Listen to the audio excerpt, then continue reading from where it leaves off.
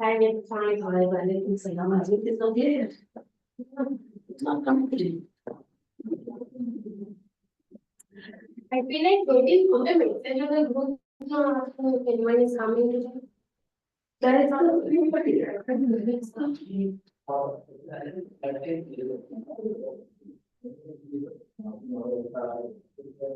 I'm not your section A, okay. See, mark. See, your line still marked. See, I will mark B yesterday. I was about to mark your C, I'll mark it today. In the break, I'll mark it. So today, when we are practicing questions, Miss, can we do that Romeo Co question again? Romeo Co. It's a variance question. Today we are not doing variances, no? Today we are doing relevant costing. Okay, one moment. Let me get the online classes started.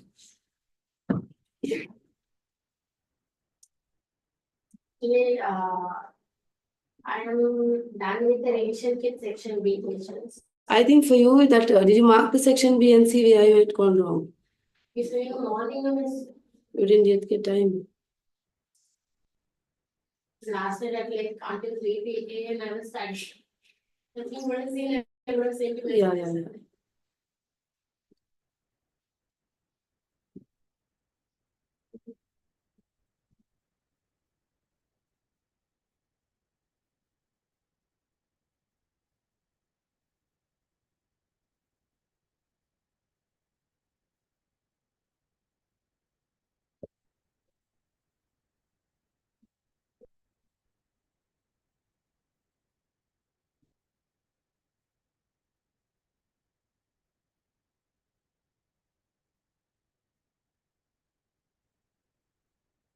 But Romeo, you can, because we are done it in class, you can watch the recording, no, for it.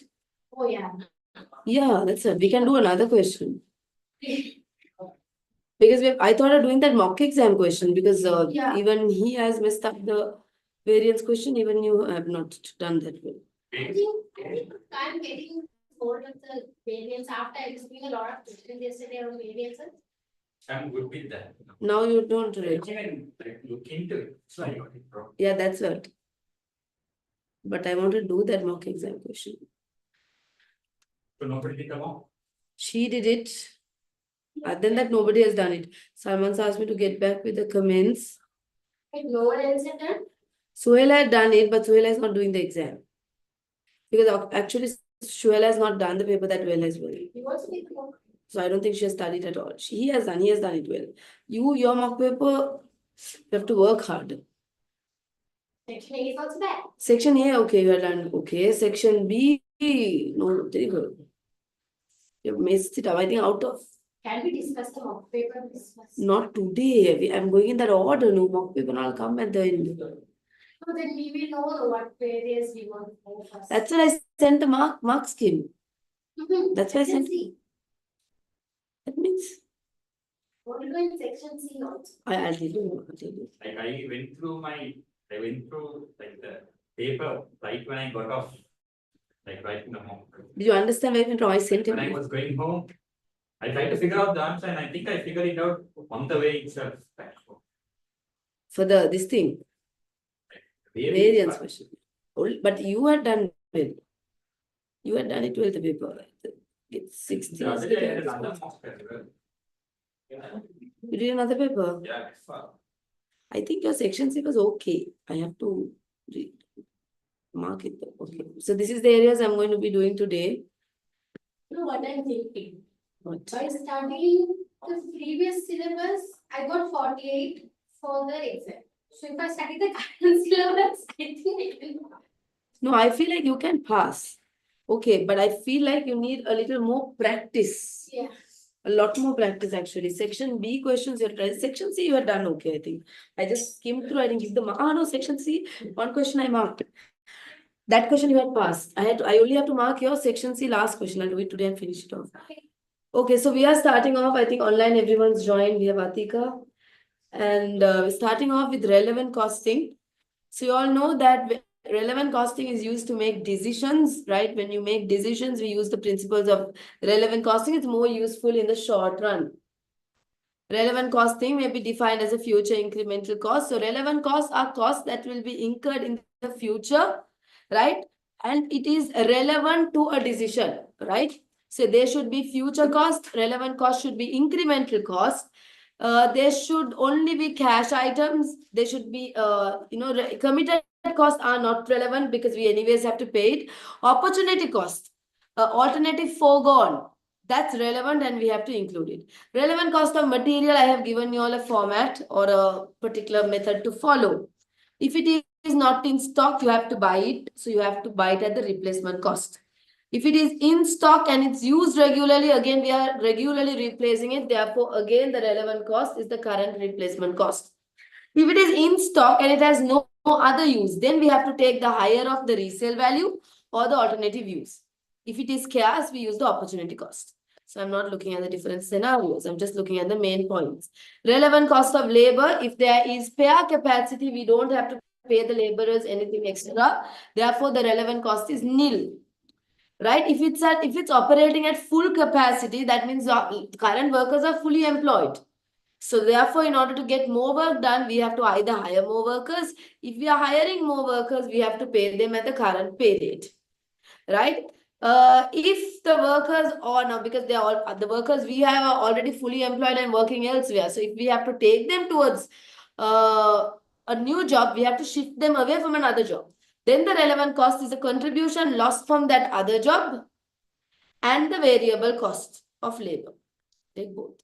So these are guidelines. I'm not going through the scenarios. I'm just relevant cost of overheads. Again, a relevant cost is when the overhead is specific to the decision being made and it's a direct incurred as a direct result of the company's decision to undertake the project. Non-specific or general fixed costs are not incremental and therefore they are not relevant. If a fixed cost is said to be absorbed or allocated, then this is usually indicative of that fixed cost being a general fixed cost. Therefore, it's not relevant at all. Right? Relevant cost of non-current assets, it's the lower of assets replacement cost and its recoverable amount. Recoverable amount, how do you find? It's the higher of assets net realizable value. That's the fair value less cost of sales and its value in use. Right? So this is all you need to know about relevant costing. Let's go to a question. I hope ACCA Study Hub is not ACCA Study Hub. We need to log in. So I'll do what's the question on relevant costing. You all have any particular question on relevant costing you want me to do? Like anything you all found hard when you all were attempting questions? Anything of that sort? I find questions not. You found it out? Costing is easy. But I figured them out. Figure it out. Like I'm done in section A. But in Kaplan, okay. And in section B. Finish section B. After the mock. Shala has done a paper. The girl was working. Yeah, she's done 2 papers. Stay clean, stay clean, stay clean. Stay clean, have we done? Stay clean. Yeah, I think we have. I've done it. Problem with stay Atika, if were you from one of my batches, then you can watch Stay Clean in the class recordings. Stay Clean, I did it right in class. What was Stay Clean about? I think it was that chemical one. If I have not done it in class, I will do it. If I have done it in class, then you all can watch the recordings. Done like 90% of section B.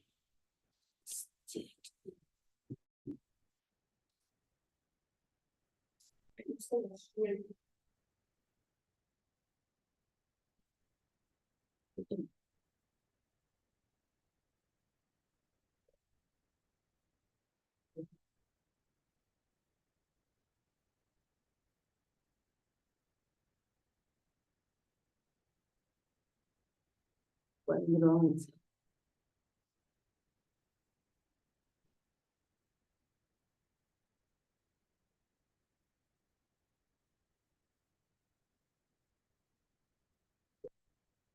Relevant costing in class I have done.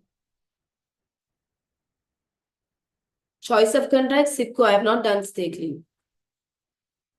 So then I think if it's here, I can do it.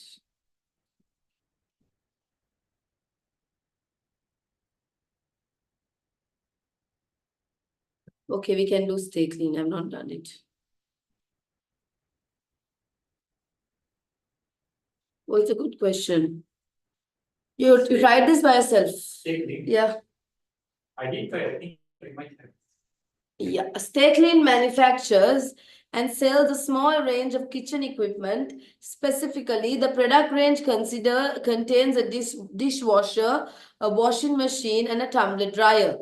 The TD is of a rather old design and for some time generated negative contribution. It is widely expected that in 1 year's time, the market for this design of TD will cease as people switch to a washing machine that can also dry clothes after washing cycle is completed.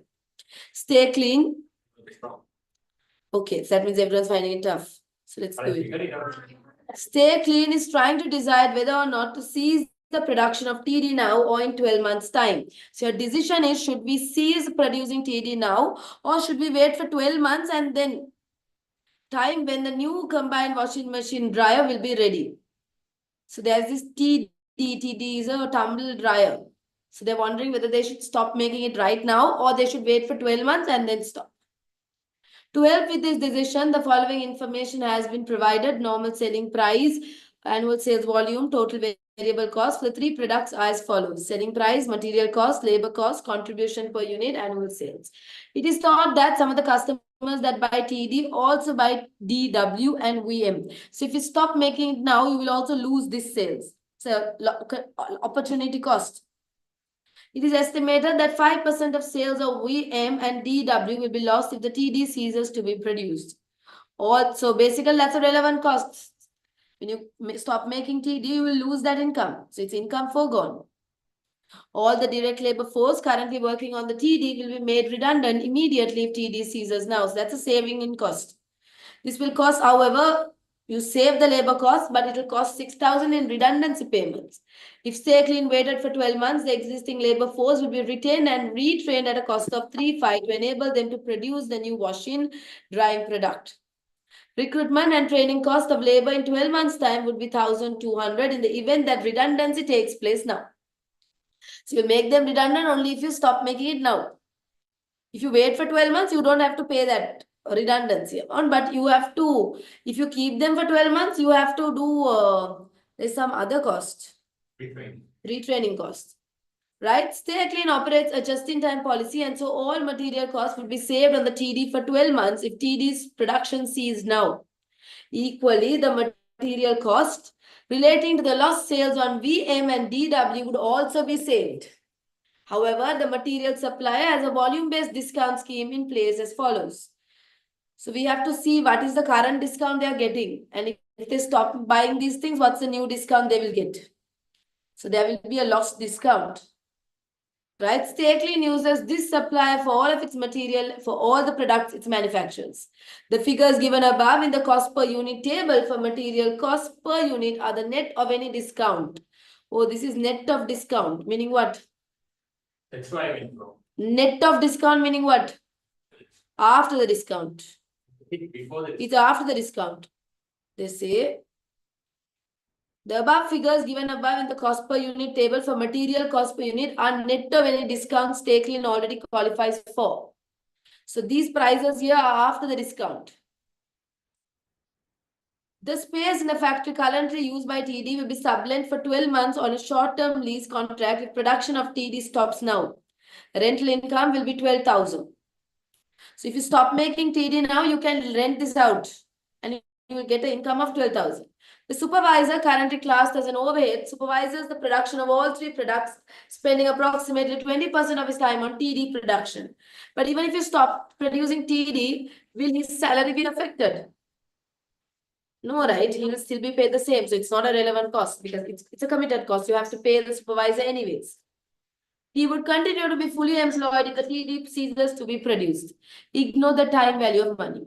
Calculate whether or not it is worthwhile ceasing to produce the TD now than waiting for 12 months. So they are asking, should you stop making TD now itself or should you wait for 12 months? Okay, so we have to now see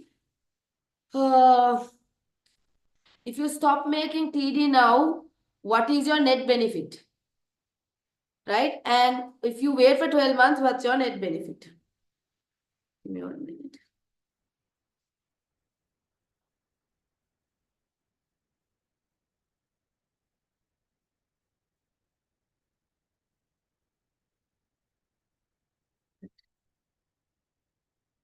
Okay, let's see.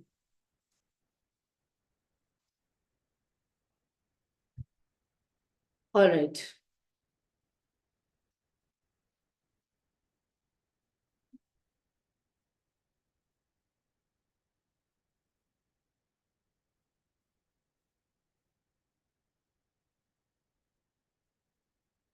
So they're asking whether to seize or not, right?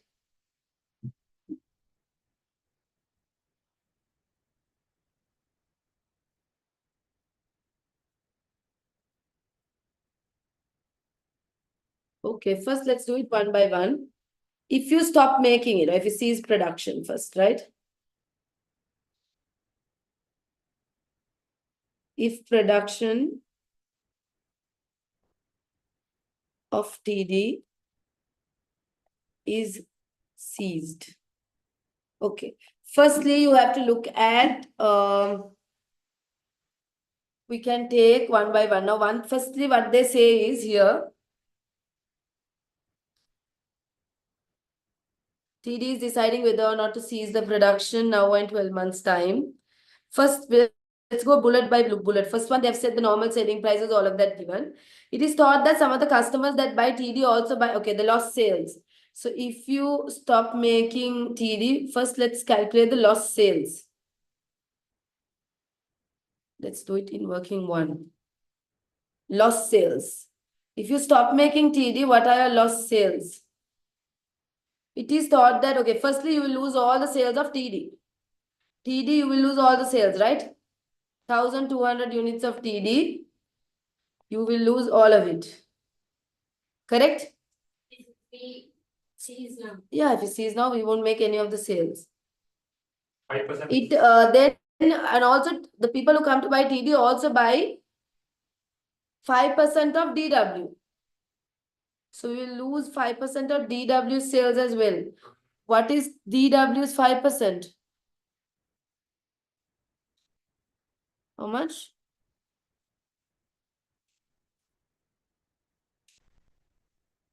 DW 5,000 into 5%. How much is it? 250 units. Yeah. Selling price 200. We'll lose that income. What about VM? 5% of VM sales also will be lost.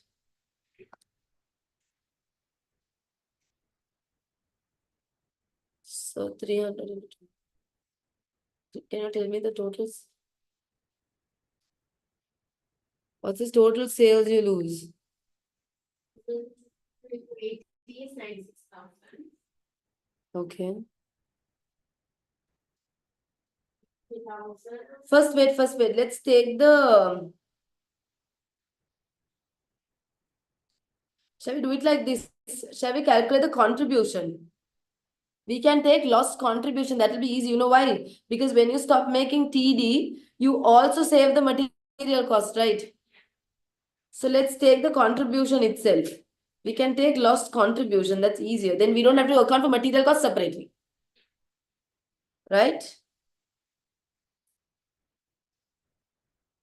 But wait, there was a discount given for material, right? Okay, but no, let's see the contribution we are losing. I took it like found like the total on the loss part. That's why I Loss contribution. Because if I take contribution, I'm already accounting for the labor cost as well.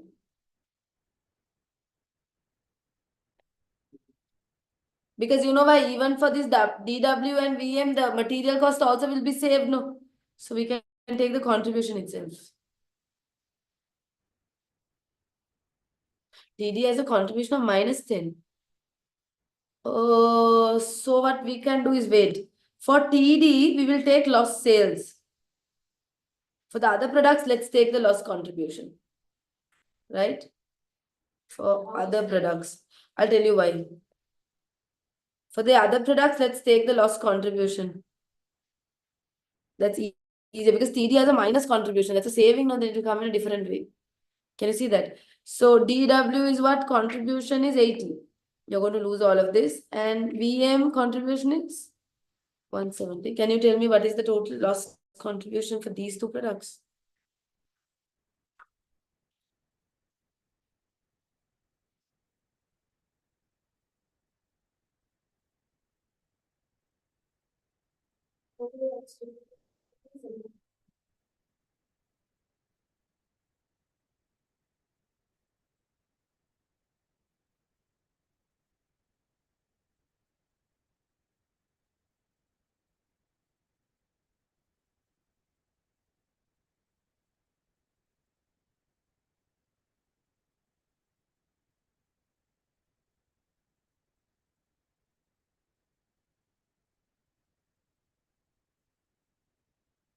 Wait.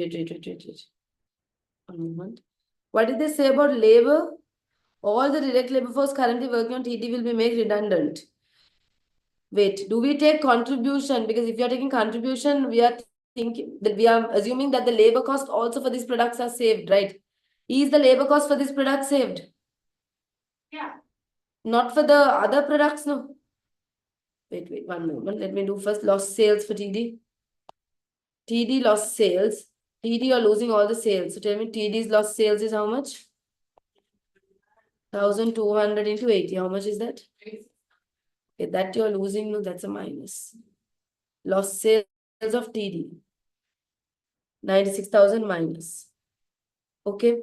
For let's keep this, will come to this last. Okay. Lost sales of other two products, lost contribution, lost. Okay, we'll come to for the other products later.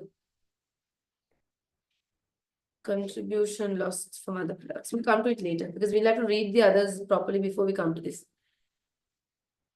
because they take it like I'll tell you, wait. Now, first one we are done, but the 5% lost sales, we have to come to it, right? Because I need to understand this for the item, the other products that you're losing sales, are you eliminating the employees who are working? Can you understand? If labor force will still remain, then it's wrong to take the contribution because you will have to still pay that labor cost. But that is variable. Yeah, it's variable, but still they might use that labor as somewhere else, right? So we'll read it properly. We'll come to it. All the direct labor force currently working on TD will be made redundant immediately if TD is ceased now. So if they are made redundant, redundancy payments, if you are making them now, if you are ceasing production, redundancy payment will be how much? Redundancy payment will be, this would cost 6,000 redundancy payment, it's a cost. In redundancy payment, if Stakelin waited 12 months, the existing labor force would be retained and retrained at a cost of 3,500. Now they are not waiting, so they don't have to spend that. To enable them to produce the new washing machine, recruitment and training of labor in 12 months' time would be 1,002 in the event that redundancy takes place now. So redundancy is taking place now, right? So therefore, that means in 12 months' time, they will, because they made them redundant now, in 12 months' time, they will have to retrain this guy, right?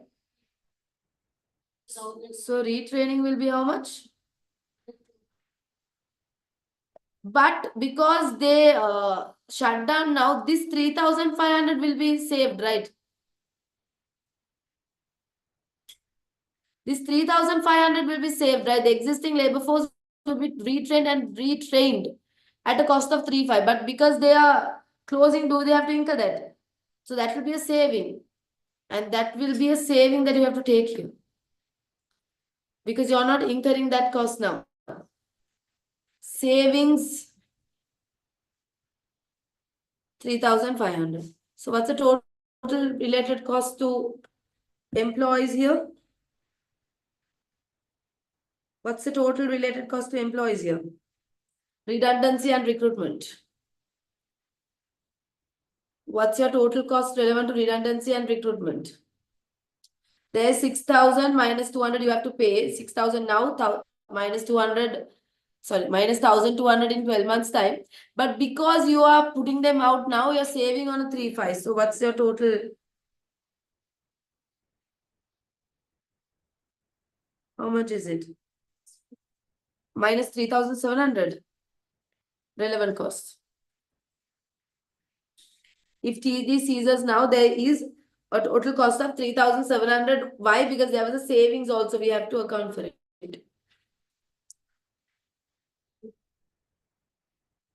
Recruitment and training.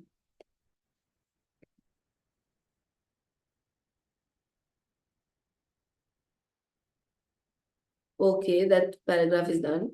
Now this discount one. Stay Clean operates in a just-in-time environment, and so all material costs would be saved on the TD for 12 months if TD production ceases now. Equally, the material cost relating to the lost sales on VM and DW would also be saved.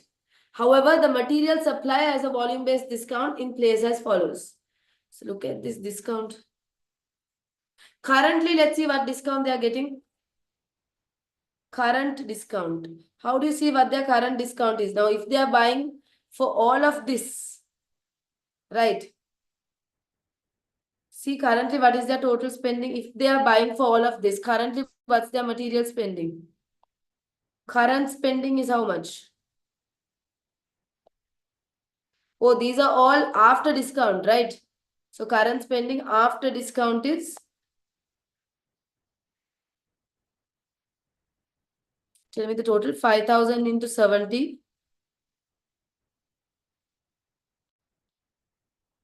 plus 6,000 units into 100 plus 1,200 into 50. Current spending after discount. This is after discount and net of discount. So tell me currently how much are they spending? Material. Yeah, for material. If they are buying for all of this, currently see how much they are spending. At that end, please tell me how much it is.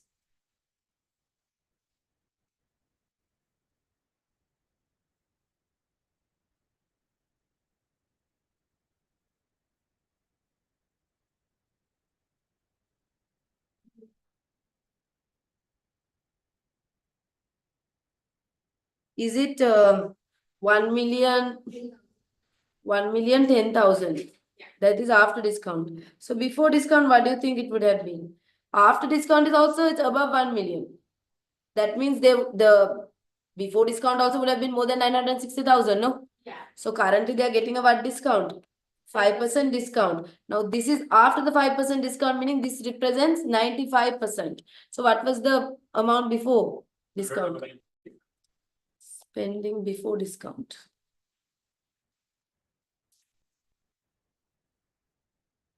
How much? Divide by 95. So using this, we are finding how much we spent on material. Before the discount. Yeah. So we are going to take. What is it? 1 minute, 1 minute. 1 million. This is the amount before discount, right? Yeah. Okay. But now we have to see. Now we have to see what the new spending will be and the new level of discount we get. New spending.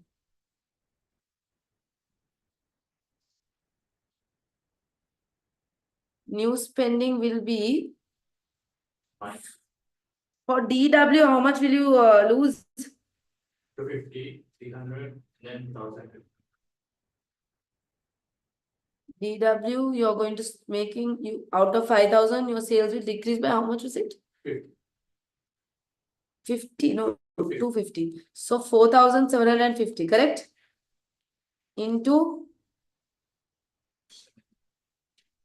So you are reducing the lost sales and then finding out the spending, right? I am basically trying to see how much discount they are losing. Right? We can put this like this. We can put it like this. Wait 1 minute. I think you will better understand it if we put it in this format. Can I make this full screen? But the problem is if I make this full screen, I'll lose that. For now, I'll make it full screen because I have the data. You can put it on the other monitor, right? Which monitor? We- I can't write on that. No? Yeah, you can. Okay, 1 minute. We can put it laid out in this format. Okay. Now you have current buying cost. Current buying cost. Right? You have 3 products, TW, VM, TD, total cost, discount, and gross cost. We already found this.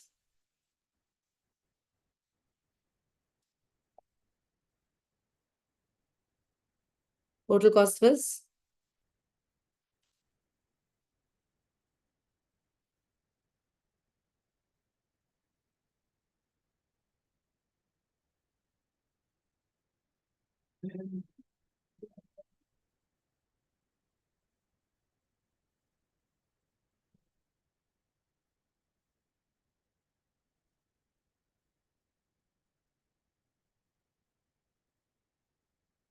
DW, VM, TD, net cost, discount,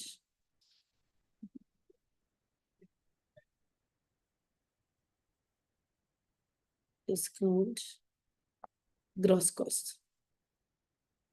So these were the current breakdowns.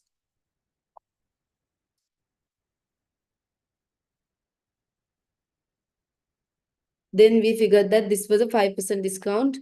And I told you all how we got this, right? Now, what are your lost sales?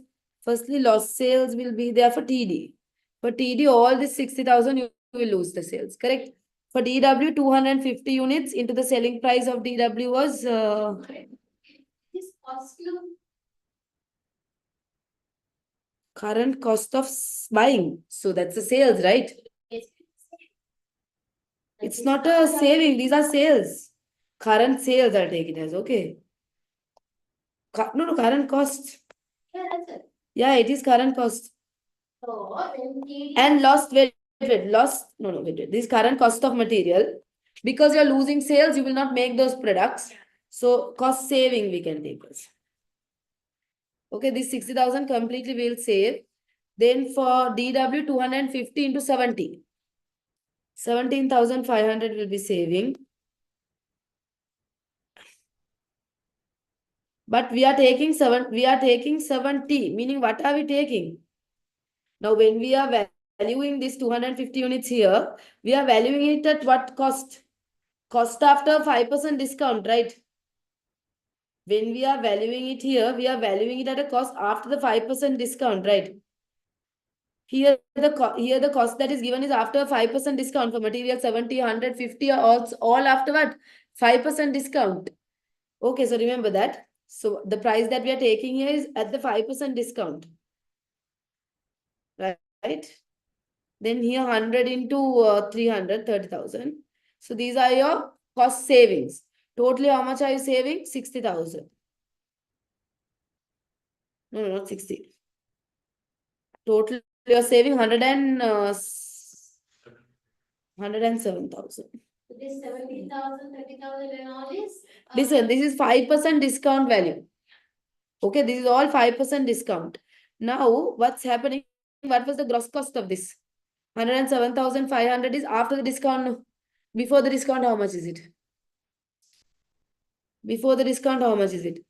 This is 95%. Before the discount. Now you are saving this, right? So what's your new cost? Current cost is how much? Ashmat, current cost is 950,000. For 950,000, what's the discount you will get? For 950,000, what's the discount you get? 3%. So now you will only be getting a 3% discount. So you're only getting a what? 3% discount. Meaning what's your cost here going to be after 3% discount? 921,500. 92,150. Yeah. So what are your, this was your earlier supply payment. This is your new supply payment. So your supply payment saved is how much? Payment saved. You don't have to pay this anymore now. How much? Earlier you paid this much. Now you will only have to pay this much. So what's your savings in supply payments? 88,500. So savings in supply payment. Savings. It's a saving, meaning it's an addition, right? Correct. You don't have to pay it anymore. What else after that? Then they say Stately uses this supply for all its material for all the product it manufactures. The figures given above in the cost per unit table for material is after the discount. Yes? Then we have a loss discount, right? Loss discount This on the other goods, like when you drop from 5% to 3% on the existing goods, right, it's still all. no, but we have taken it here with the loss discount, right? We have taken it here with the loss discount. The full savings we have taken is with the discount on everything we have included here. Like, I mean, like it's 950,000, right? So then, like, if you wouldn't have stopped making it, we would have got 5% discount, right? No, but when we are taking the supplies payments saved, we are taking all those, we have accounted for all of it. Now, if we had taken 5% here, if we had taken 5% here, it would have been this amount. We are taking the difference between this also, no? We are taking the total difference. Can you see that? Now, this is without, if it was 5%, actually, I would have calculated this at 5%. But no, you can't do that, right? You're just looking, okay, how much you paid earlier and how much you paid now. That discounting, you don't have to calculate loss discount separate because all of that is accounted when you do it this way. Right? Next one. The space in the factory currently used for TD will be sublent for 12 months on a short-term lease contract. If TD stops now, rental income. So you will be getting a rental income. Now, because you stop making this now, you will get a rental income of how much? So that will be an income, right? How much is your rental income? 12,000. So anything else that I have not taken? Okay, now let's go back to that. The supervisor is of course an irrelevant cost. That is not relevant because he'll still be employed, right? So that won't affect anything. Now listen carefully. I told you that lost contribution we have to find for the lost sales. We didn't still do that, no?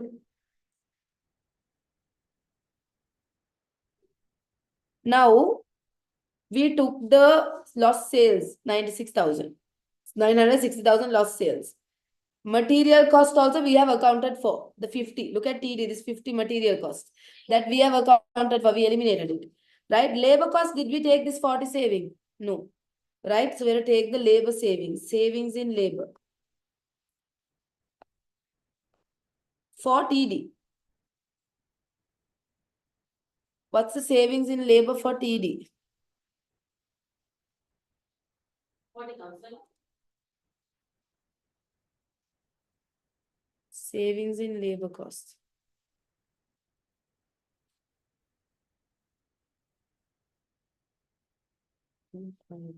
Savings in labor cost for TD. How much will be 1,200 units into $40 each, right? 48,000 fully the labor cost you will save. Okay. Now the lost sales material cost 7,000. Material cost 70, that we have already accounted for, right, in the discount. When we calculated this here, savings in payments, we have already taken the lost sales of the other two products also. So from DW, what will you save?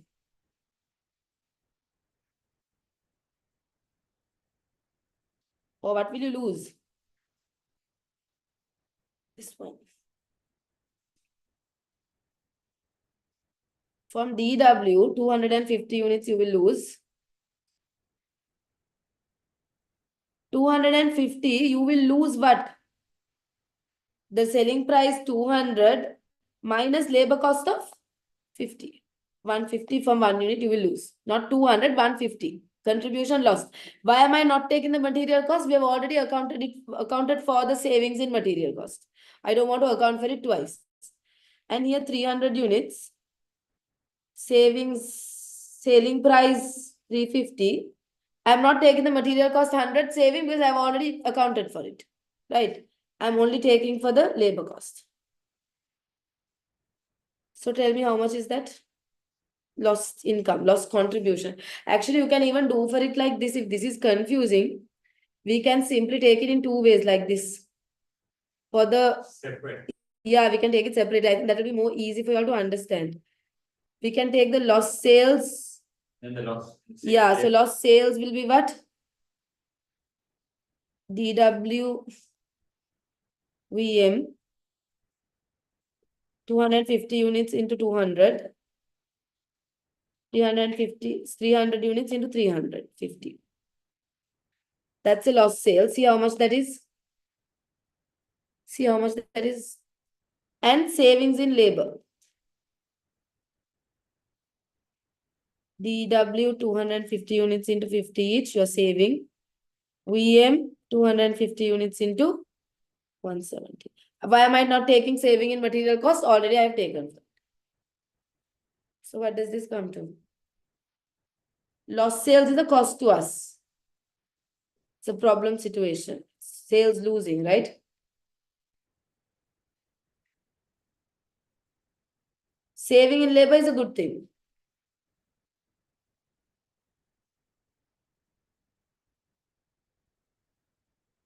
Plus. Why is it 250 and 50? It's for the labor cost. 250 units you are not making. This is lost sales. You're losing the entire 250 units, 200. Then you're saving the labor cost for that 250 units. I've taken it separately. 50 into 170 is contribution, right? I did not take contribution. Yeah, 250 into Yeah. 170.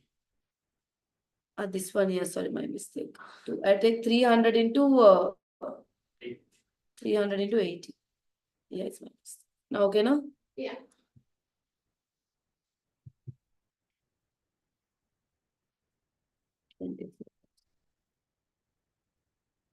So basically, lost sales, we can put it into lost sales TDDW. No, lost sales DW. How much is the total? 50 plus 75. 125. 125,000. Savings in labor. 36,500. For these two products. 36. Okay, now take the total relevant cost then. Add all this together. How much does it come to? Minus 96,000. So if you close now, what is the situation?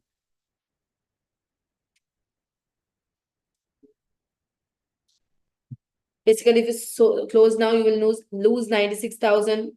DW sale, you have a recruitment training cost of again 3,700. You have a savings in payments of 88,500, which is a good thing. You have rental income coming in 12,000, a good thing. Savings in labor 48,000. Lost sales of the other two products. 73,000. No.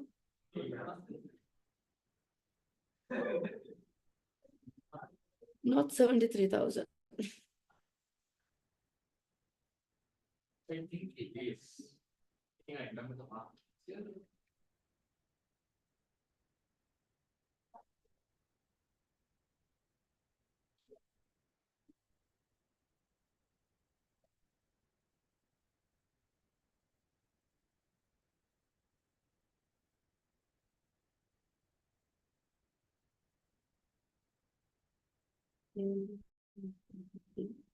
Oh, this is 105,000, sorry.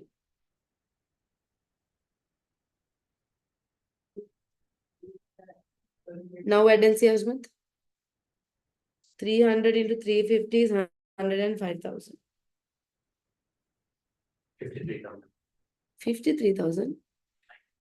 155,000 here.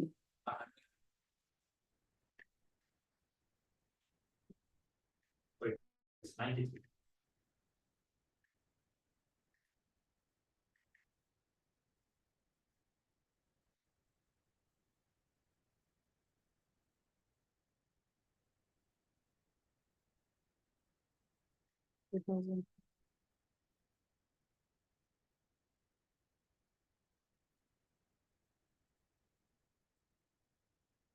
Okay.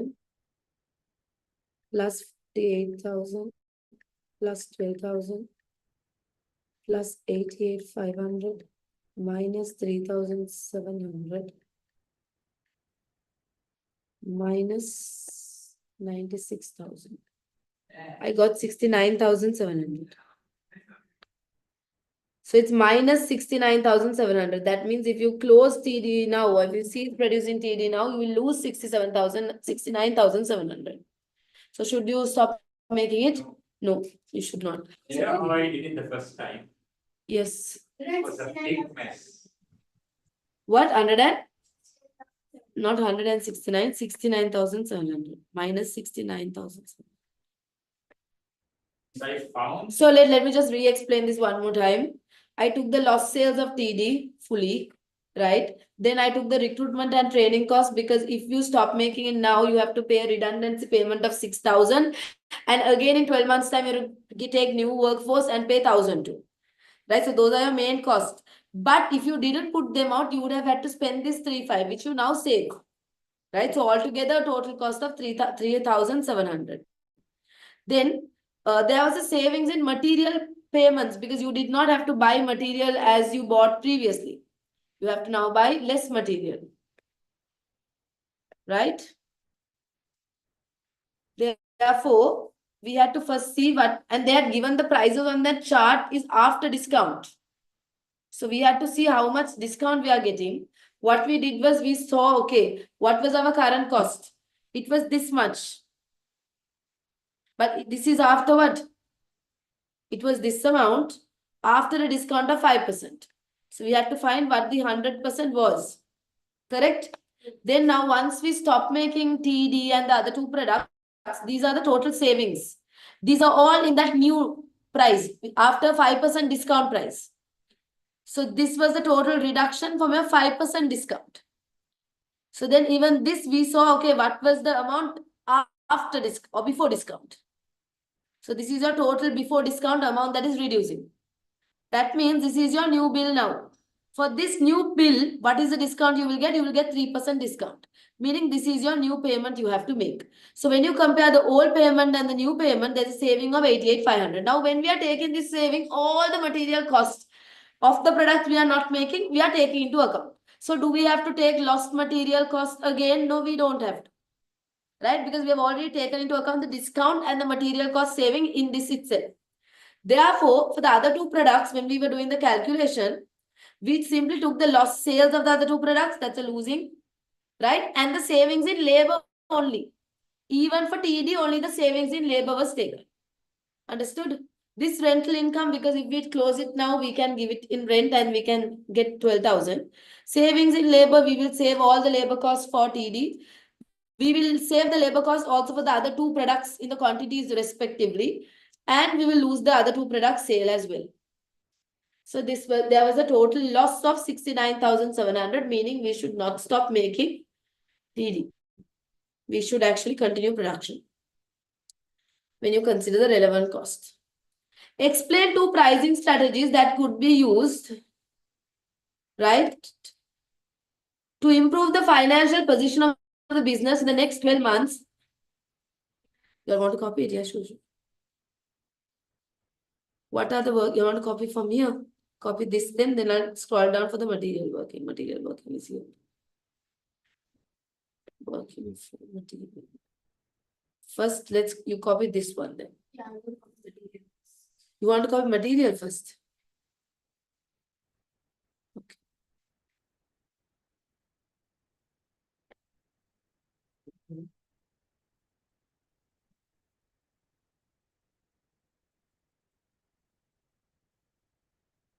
Why don't you copy from the beginning first? Copy from here.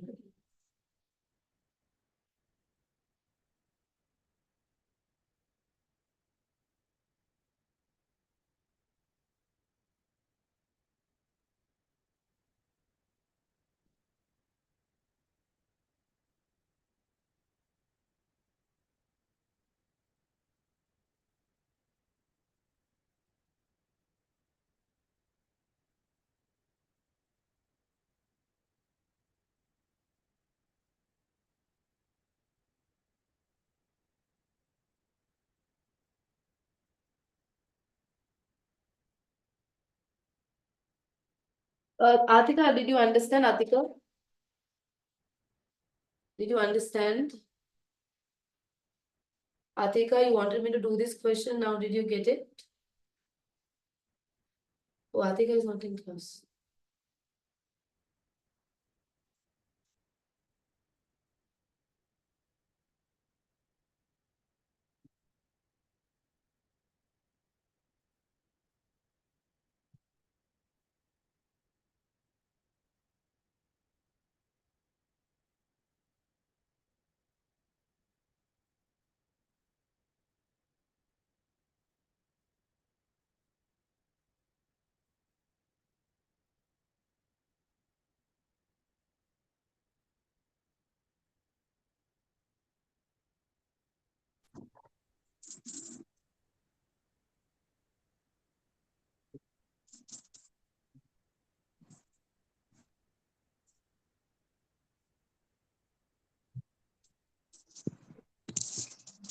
You want to swallow a bit?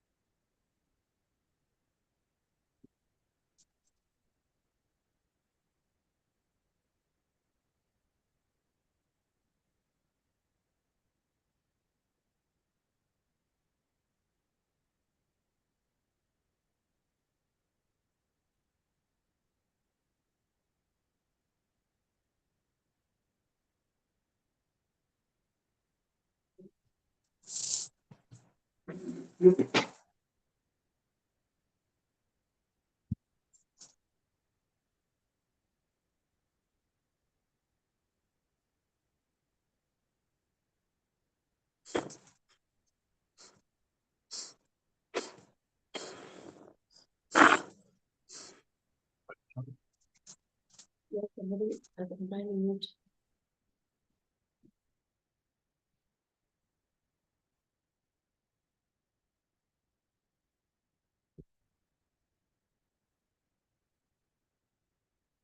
If you don't need this, like 5 paper videos that you have to watch. Yeah. Ask them. Yeah. It's not them. So you have to, fill that form. So today only find out tomorrow I will get it. Okay, I fill the form. Yeah, you have it. I The other day I asked them, and they were like, no, it's not there. You only got the pre-mock, December pre-mock, which you have to do, and that's it. It's not available on the portal. You say that Miss has recorded. Yeah, You want the recordings. It was Premium Plus or something. Premium Plus, yeah. It's different. Premium Plus is the lectures. They give. No, I And this is mock skill. mock. The mocks never 5 papers. Yeah, you tell them Miss has recorded 5 mock papers, previous ones. Tell them clearly. I have recorded it. It's there.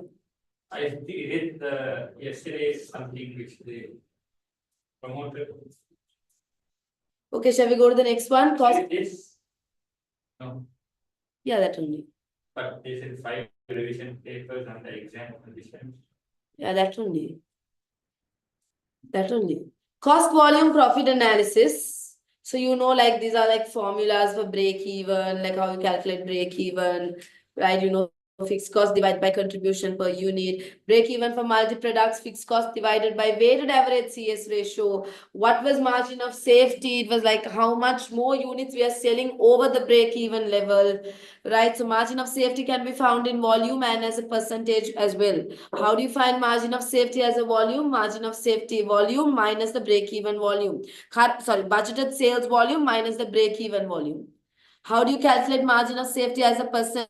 We take the margin of safety in volume, divide by the budgeted sales into 100%. Contribution to sales ratio, how do you find? For a single product, you take contribution per unit, divide by the selling price per unit. How do you calculate the weighted average CS ratio? Total contribution from all products, divide by total revenue from all products. And I told you there may be situations like this, where you'll have to, they will give you that A and B are sold in the mix 1:3, or they might say, and then A has a CS ratio of 40%, B has a CS ratio of 50%. Then how do you calculate the CS ratio mix? You'll take 1, that's the weightage of A into A's CS ratio, plus 3 into 50% divided by the total weightage. I think I've told you that, right? I've given you that as well. Using break even to find the target profit. To find a target profit, you take fixed cost plus the target profit and then divide by contribution per unit. Target revenue, fixed cost plus the target profit divided by CS ratio. Target revenue for multi-product, fixed cost plus target profit divided by weighted average CS ratio.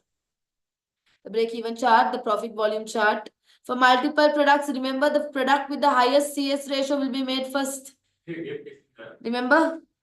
And then the next product. Yes. It was there, right? The mock something similar was there. Yes. Not in this time, but there was that given the previous mock. That was horrible. That mock was like, I didn't know anything.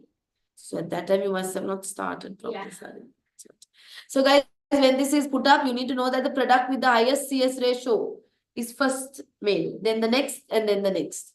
Right? This is the break-even revenue where it meets the no profit point.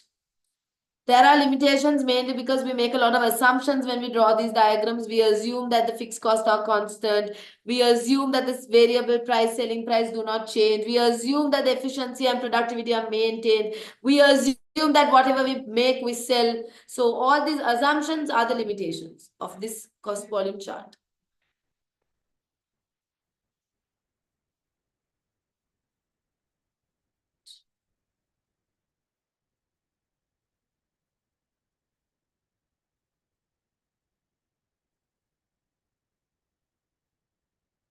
Alka hotels and health nuts we have done.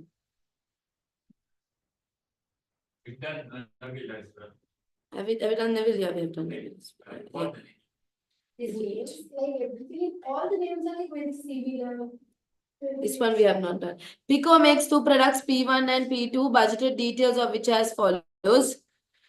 P1, selling price, material cost, labor cost, variable overhead, fixed cost, profit per unit, budgeted production and sales for the year also given. Product 1, product 2. Fixed overheads for P1 relate to apportionment of general overhead cost only. However, the fixed overhead for P2 also includes specific fixed cost. Okay. Overheads totaling 2,500. If only P1 were to be made, how many units would need to be sold in order to achieve a profit of 60,000 each year? If only P1 was made. Now, what's your fixed cost? Fixed overhead cost relate to P1, relate to a portion of general overhead cost only. However, the fixed overhead of P2 also includes specific fixed overheads totaling 25. Now, first, let's take what is the total fixed cost of this company? What's the total fixed cost of this company?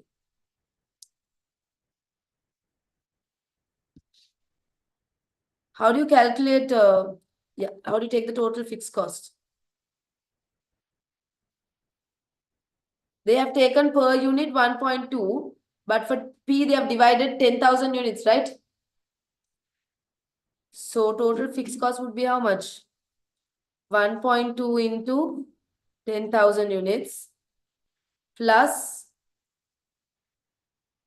1 into 8,000 units. How much is the total fixed cost?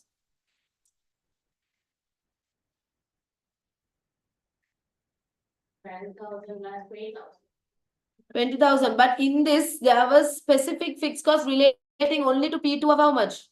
2,500. So without the P2 specific fixed cost, so when P2 is not made, that won't be incurred, right? Can you understand? If P2 is not made, that won't be incurred. Therefore, if P2 is not made, that fixed cost will be what? 17,000. Then they are saying if only P1 was made. So if only P1 was made, this will be the fixed cost. How many units would need to be sold in order to achieve a target profit? So break even with target profit.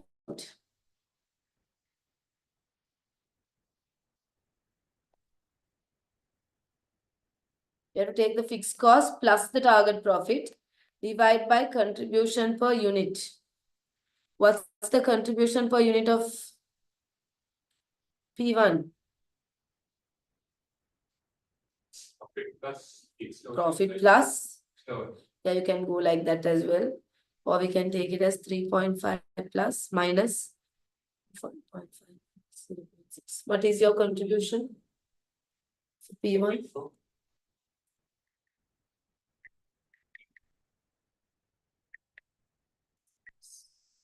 1.4, right? So how much do you have to sell?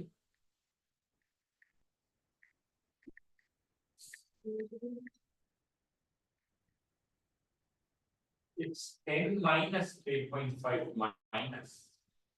Yeah, minus. 55,000. Oh, wait. You take 10 minus. 10 minus. No, wait. It's 10 minus. I didn't take the selling price. I took 10 minus. Selling price minus 3.5 minus. 1.5 minus 4.4.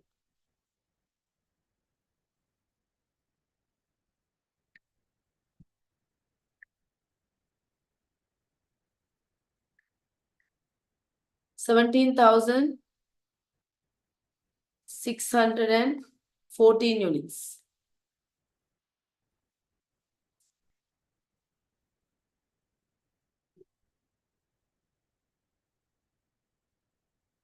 The new iPads does the working for you.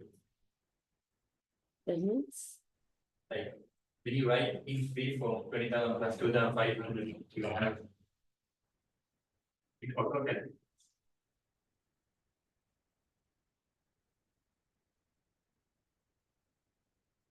if on the review.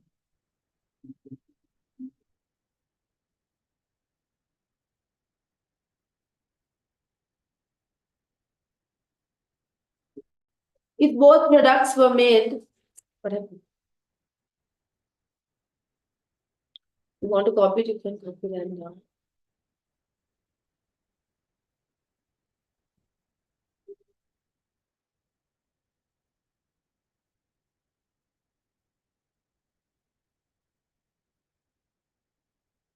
Next one, if both products were sold in the budgeted mix, what would be the break-even revenue? Break-even revenue. What's the formula for break-even revenue? First, we write the formulas down. What's the formula for break-even revenue? What's the formula for break-even revenue? Break-even revenue. How do you calculate break-even revenue? Break-even point is the Fixed selling cost price. over CS ratio. Right? Fixed cost divided by break-even revenue is what here? 670. Fixed cost break-even revenue for multi-product. Fixed cost divided by weighted average CS ratio. For break-even revenue, we divide by the CS ratio. Fixed cost divided by weighted average CS ratio. Now, if you are making both,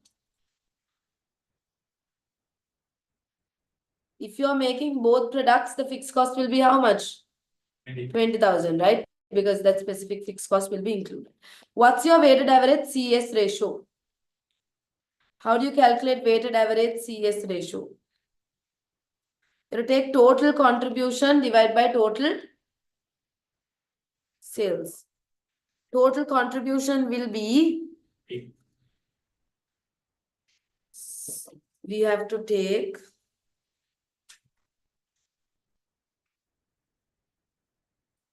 Contribution from 1 unit of P1 is 5.4.4.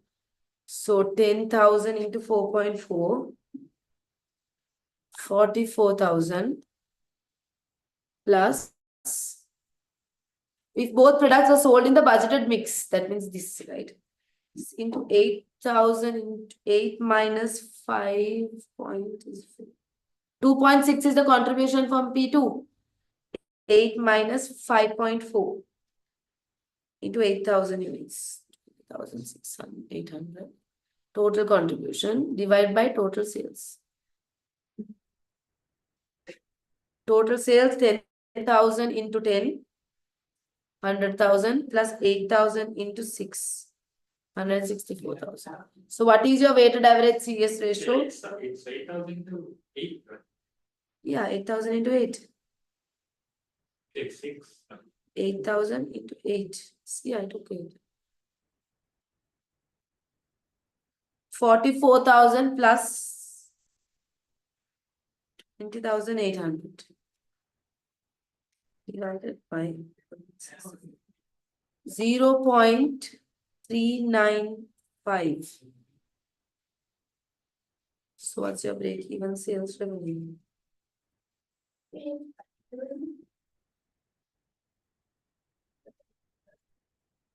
$50,630.9. If you take the exact amount from your calculator, see how much it is? 0.35, that exact amount if you take.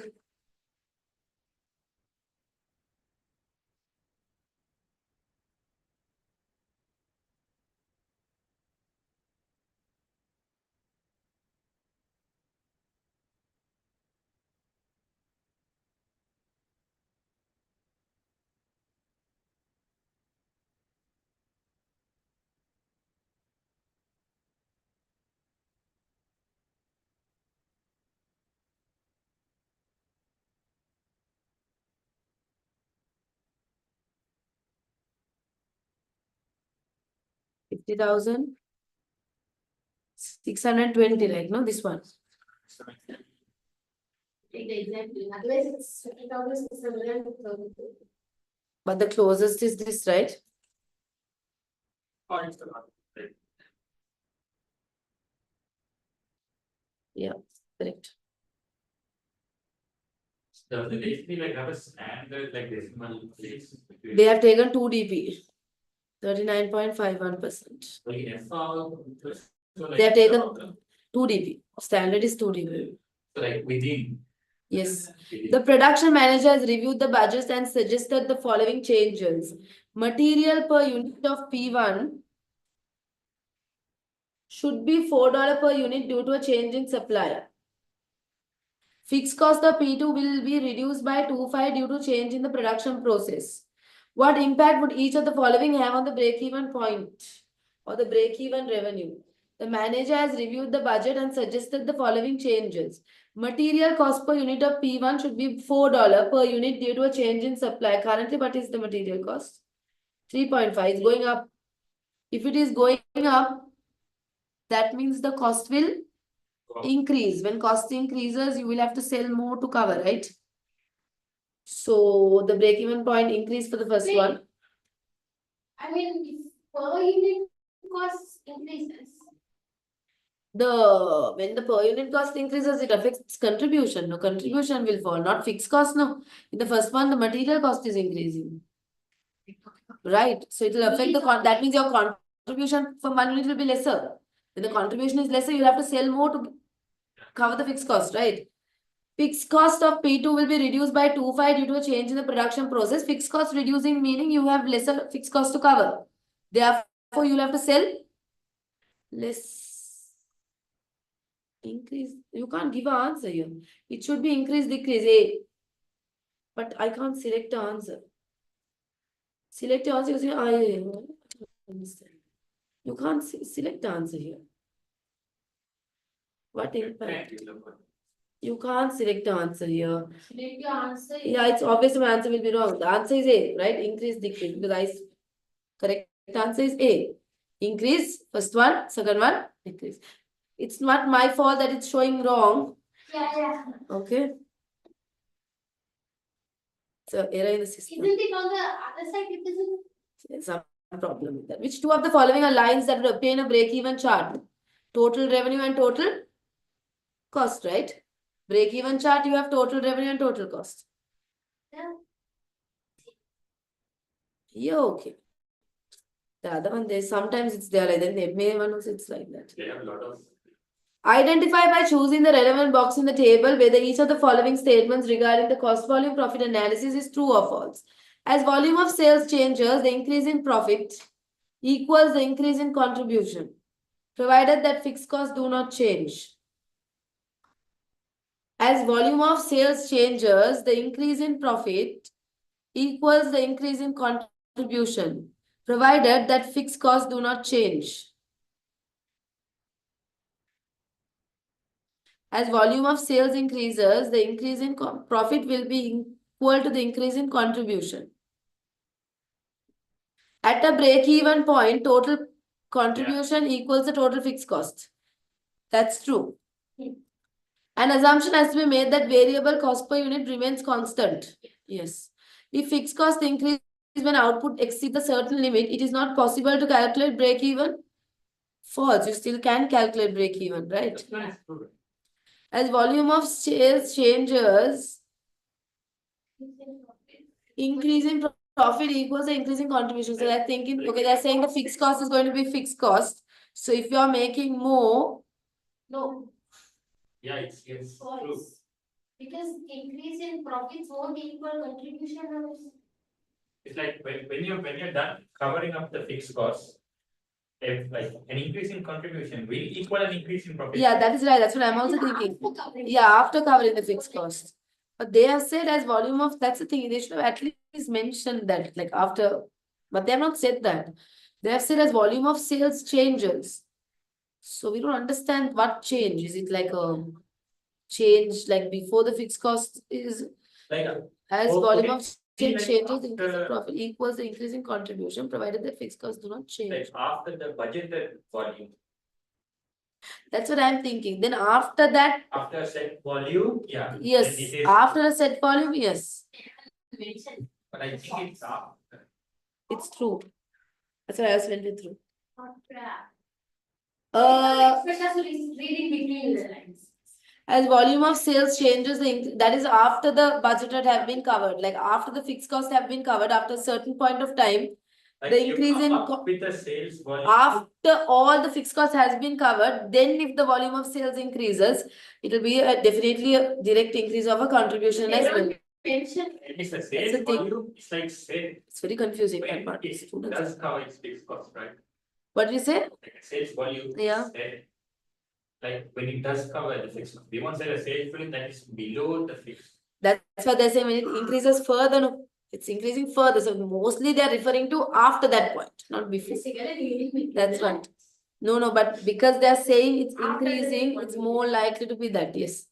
The last statement is not the break-even point can still be calculated. Yeah, we talked about the last one. So we got everything correct. But one wrong. No, that one wrong is Yeah, that. Boru Eka. it was this. Yeah.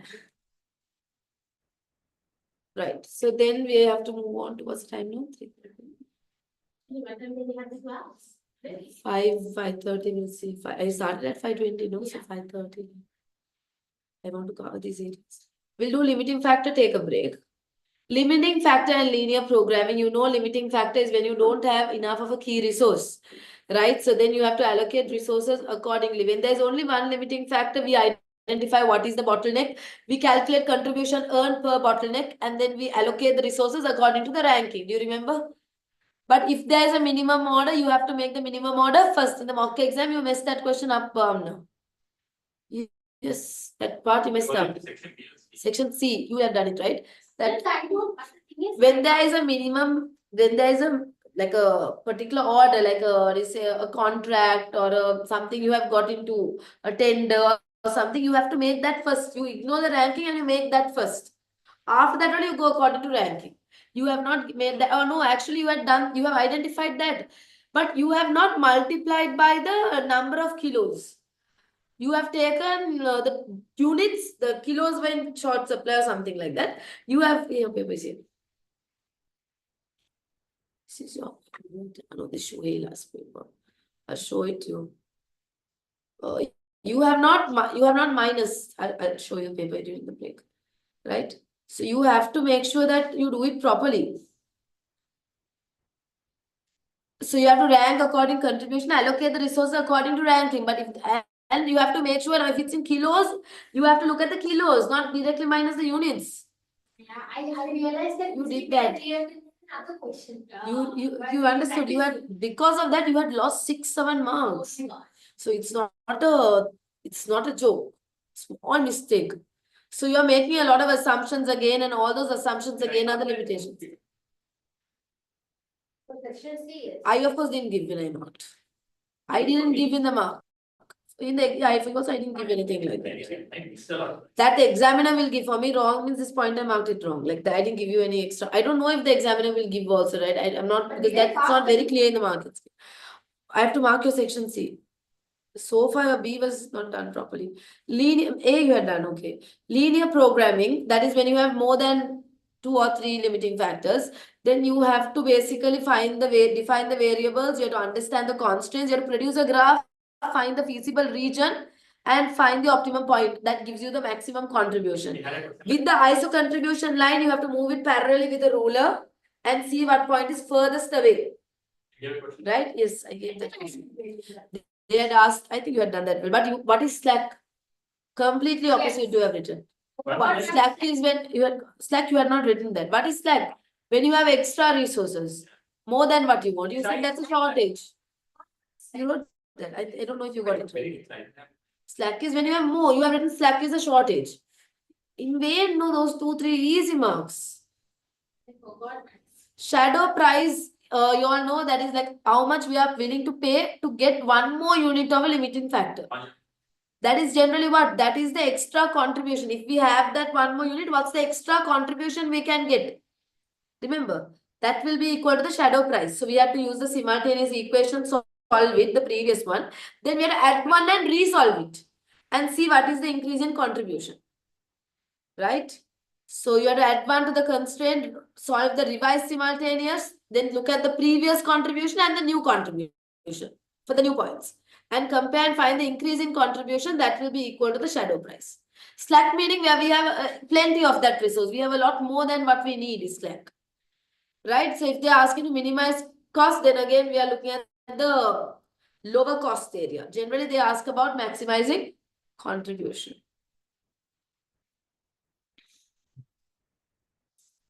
Yes, actually after this, today I am starting section C questions from the Okay. revision. So is it okay if I just stand with you? Yeah, it's okay. You send me questions. Actually, next week onwards, I'm getting like this week onwards, I'm getting more free because MA classes full time I've finished. I'm only doing revisions. So We just started like last week.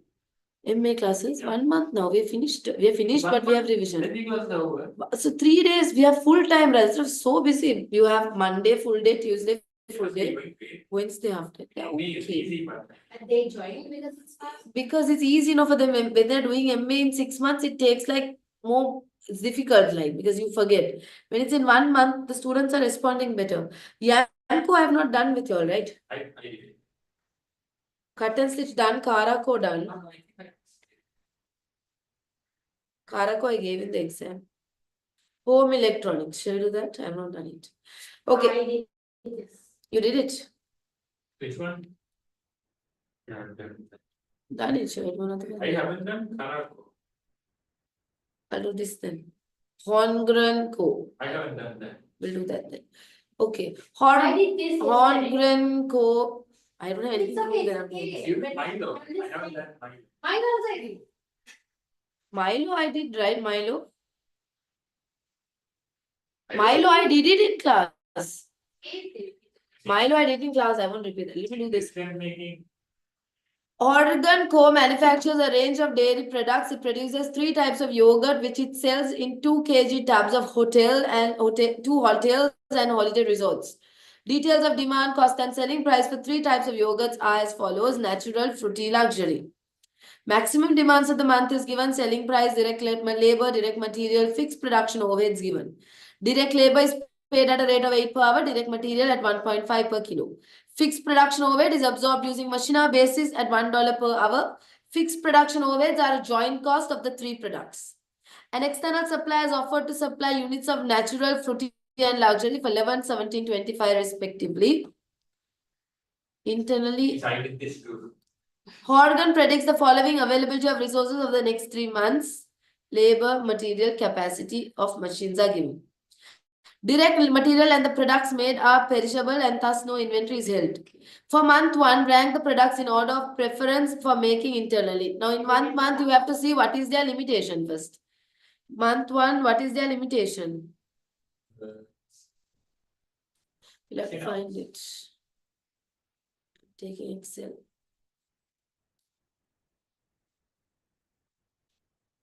In month 1, how much of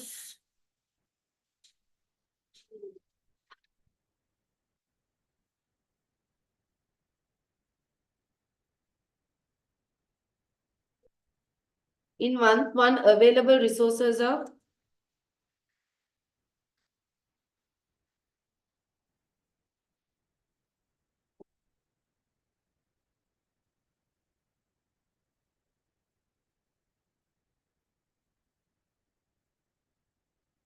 we have to compare available and needed.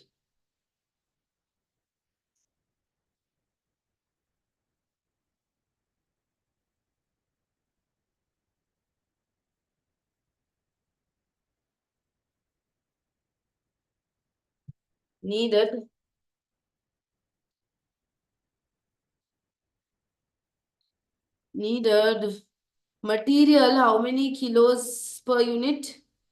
Sorry, labor first. Labor 8 per hour.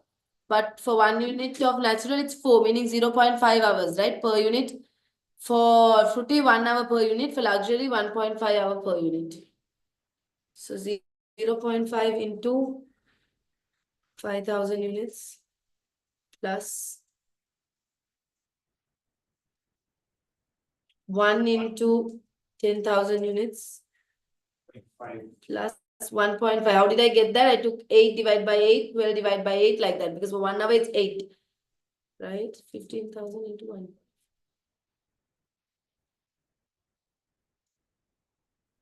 Okay, we have whatever we need. Material 1.5 per kg, meaning for natural 2 kilos. For fruity, how many kilos? 3.75 divided by 1.5. 2.5. And for the other one?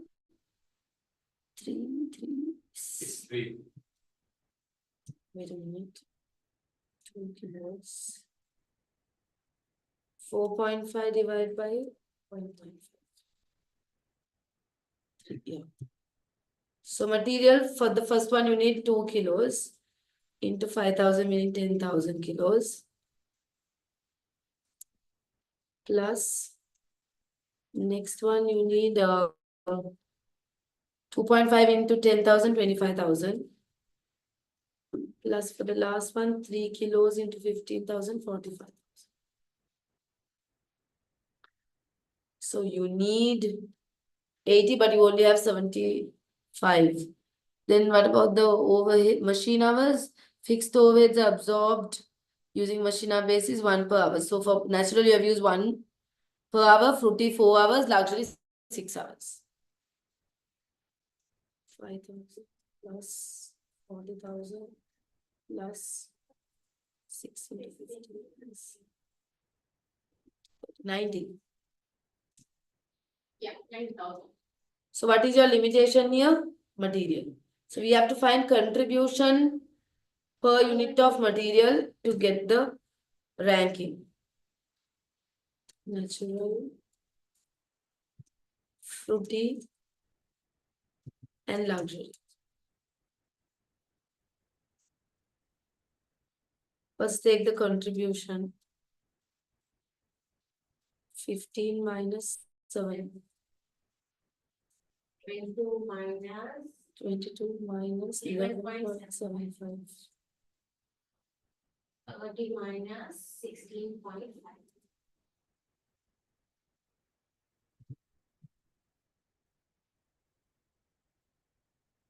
Now we have to find material per needed. Materials needed per unit. Here 0.5 kilos. No, 2 kilos. 2.5 kg and here 3 kg. So what was the contribution per unit of material? 8 divided by 2, 4 for natural. Contribution per unit of per kilo of material.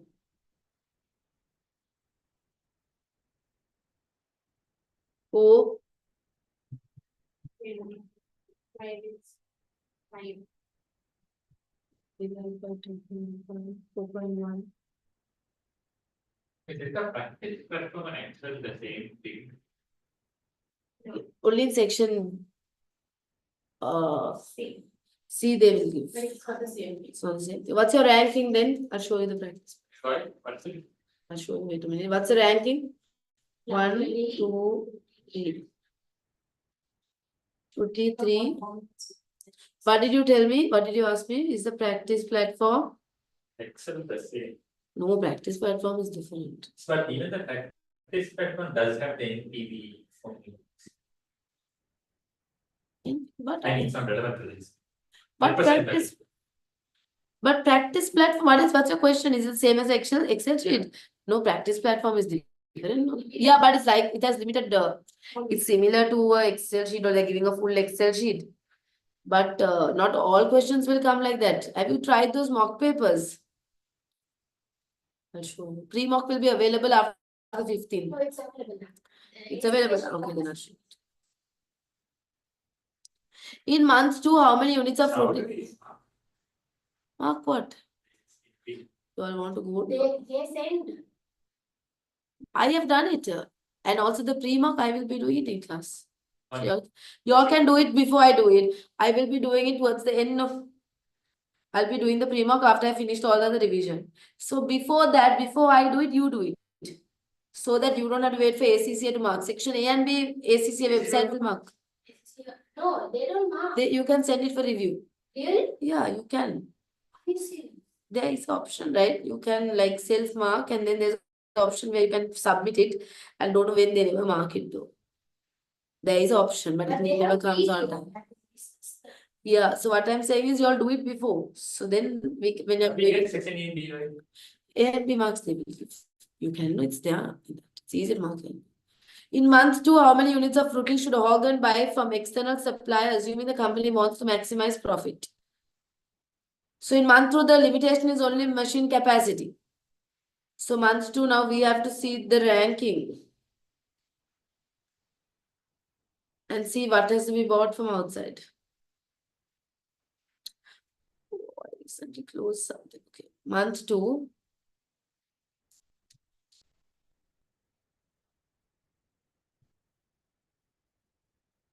What is the limitation? Limitation is, it's pretty clear, right? Yeah. So we have to find the contribution per machine hour and find the ranking. These are the contributions. What were the machine hours needed?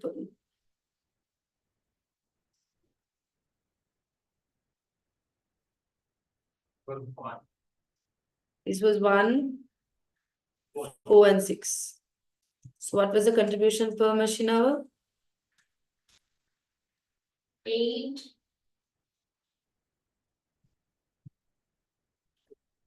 8. 2.6.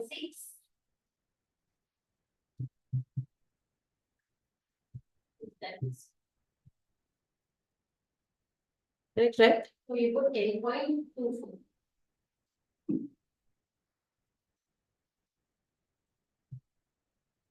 So what's your ranking? Natural.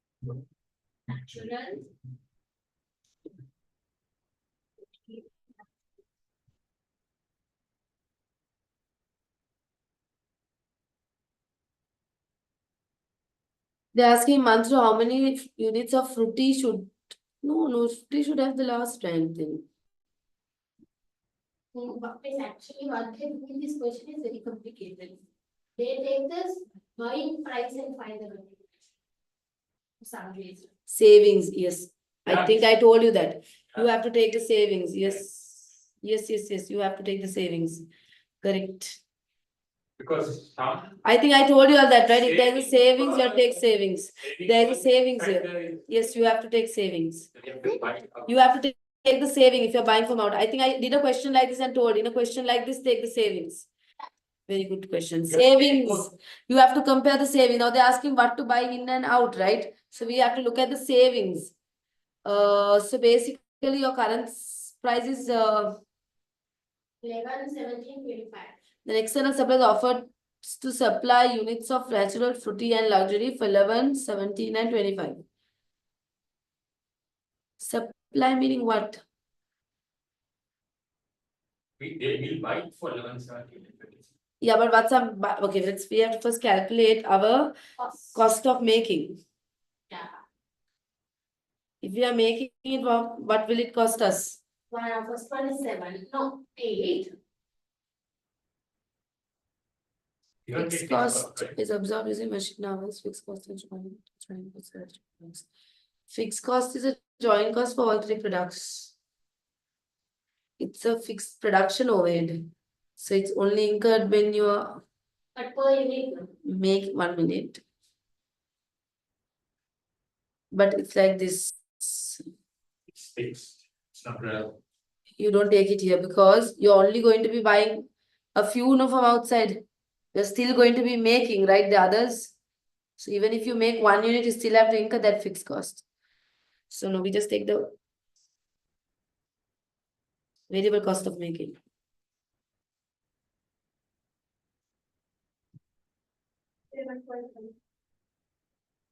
But I think they should have told that we have to fulfill all the demand. 1 So minute. then it would be- Now buying cost is how much? Sorry. That's the making. Buying cost from outside. 11. So cost savings of from making. Because you make, what's the savings you get?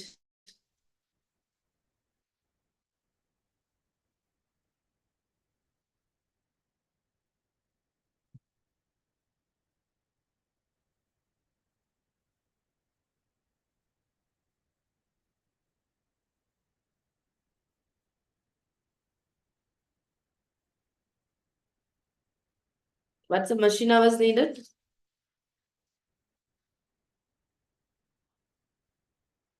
What's the saving per machine hour?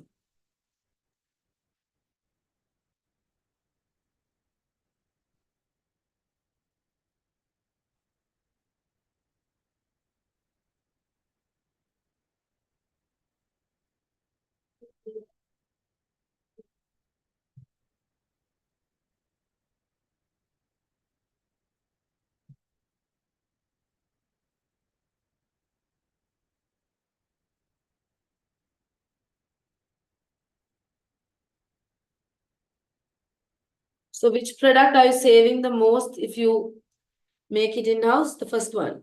So what should your ranking be? 1, 1, 3, 2, 1, 3. yeah, 3, 2. So now they're asking how many units of fruity should they buy from the external supply? First, let's see what they are able to make in-house. 120,000 machine hours available. First, you will be making natural. Natural, how many units will you want to make?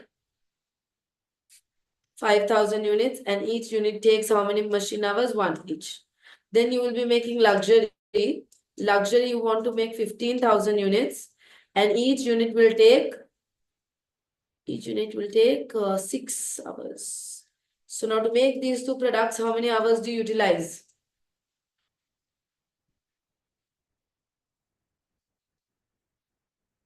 One is that one is 90,000. Okay, so how many of the other product do you have? Are you able to make? 25,000 hours available. From that 25,000 hours, 1 unit of fruity will need 4 hours. So you're able to make how many units of fruity? 6,000. So that means how many units do you have to buy?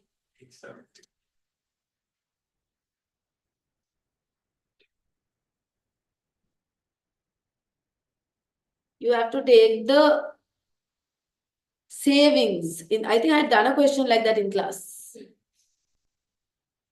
But I think they should have been clear that we're gonna fulfill all the demand. Month 2 from external. They want to maximize profit, so they want to fulfill all the demand, right? Whatever is cheap to make, they don't want to give up anything. So they don't know if they no, it's like this. No, the first 3 they can make. So whatever they can make, they will make. But other also they have a demand. No, so even if they buy from outside and sell, they still have a right. They do get a profit. So they will make and sell it. In month 3, Hogan Co. correctly calculates that it should be able to make 5,000 units of natural, 15,000 units of luxury, and 2,000 units of fruity internally. The balance of fruity required should be bought from the external supplier. How would this plan change if making fruity internally incurred an incremental fixed cost of 8,000? The balance of fruity required should be bought from external supplier. That means how much will they buy the balance for? Balance of fruity is how much? 8,000 units. They will buy this for how much? Balance is 8,000. You have to look at the contribution and No. minus. Now they are buying, they're making 5,000 natural, 15,000 luxury, only 2,000 fruity, fruity altogether they need 10,000. So that means 8,000 they're buying from out, right? So 8,000 units they're buying from out at a cost of how much? 17. So what's the total cost of buying? So we can take like this. 8,000 units, they are spending how much more than if they would have made it internally? What was the savings by making? 5.25. They are giving up this 5.25 on everything. They're spending 5.25 more, right? Now because they are buying it for every unit of fruity, they are spending this much more. That means altogether they are spending 42,000 more because they are buying it. So what do you think about the balance of fruity? In month 3, Hogan Co. correctly calculates that it should be able to make this much. Okay, the balance of fruity required, that's 8,000, should be bought from the external supplier. That means we are losing 42,000 because we are buying it from the external supplier. We're basically paying 5.25 more than the cost of making. How would this plan change if making fruity internally incurred an incremental fixed cost of 8,000? That means now we are spending 42,000 more. But if there was a situation where we can make fruity internally by spending $8,000 and getting another machine or something like that, then we only have to spend 8,000, right? So then if we are doing it, we'll only have to spend 8,000. Here we are spending 42,000. But they Why don't we see contribution? I think they should have told like how would this plan change if making the balance amount of fruity internally. Like it's like they're talking like in general. The plan would not change, they're saying. How would this plan change if making fruity internally incurred an incremental? Making fruity internally gives a savings of 5.25 per unit. That means if we made internally, we could have saved 42,000. If we were able to make all these 8,000 units internally, we would have saved what? 42,500. Right? As 2,000 units are made internally, this saves 10,500, which is more than the incremental fixed cost.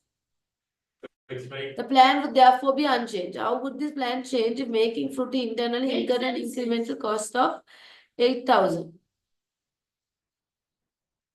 They are just saying it's just they already have a cost saving of 10,500. So even if they take another. I mean, they ask me like, why don't we just buy the whole 10,000 outside rather than just making 2,000?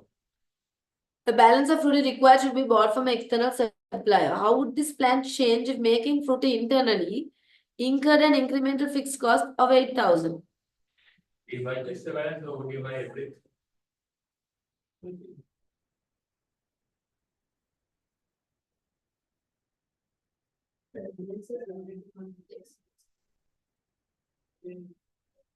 What they mean is, if there was an extra cost of 8,000, will you still make this 2,000 units internally? You will still, they're not asking about what you bought from outside, they're asking about what you made inside. Now what you make inside, you're saving how much? Because you're making fruity internally, you're saving 10,500. So even if you are going to spend another 8,000, you still have a saving here, right? So that means you'll continue to make that 2,000 units of fruit internally. They're asking us about that. Yes, I got this question, but my question is, why aren't you see the contribution? Like, the contribution. Why do you have to see the The contribution? contribution they will get if they sell it. I mean, contribution they will get if they buy from outside, and the contribution they will get from producing inside. Don't look at, they're not asking about the sales that you're making, they're asking about what you're buying. Yeah. So you're seeing the buying cost, right? And the savings from buying. Don't need to take contribution here. You don't have to check whether the contribution is covering the. No, don't need to do that. Is that okay? Yeah, that's, you don't have to take that. You have to only look at the savings. It is what they have. The contribution obviously covers it, right? Yeah, wait, let me see. What is their working? They have just said making fruity internally already gives us the saving of, because we are making these 2,000 units internally, we are saving 10,500. So even if we have to spend 8,000 more to make it internally, we still have a saving of 2,500.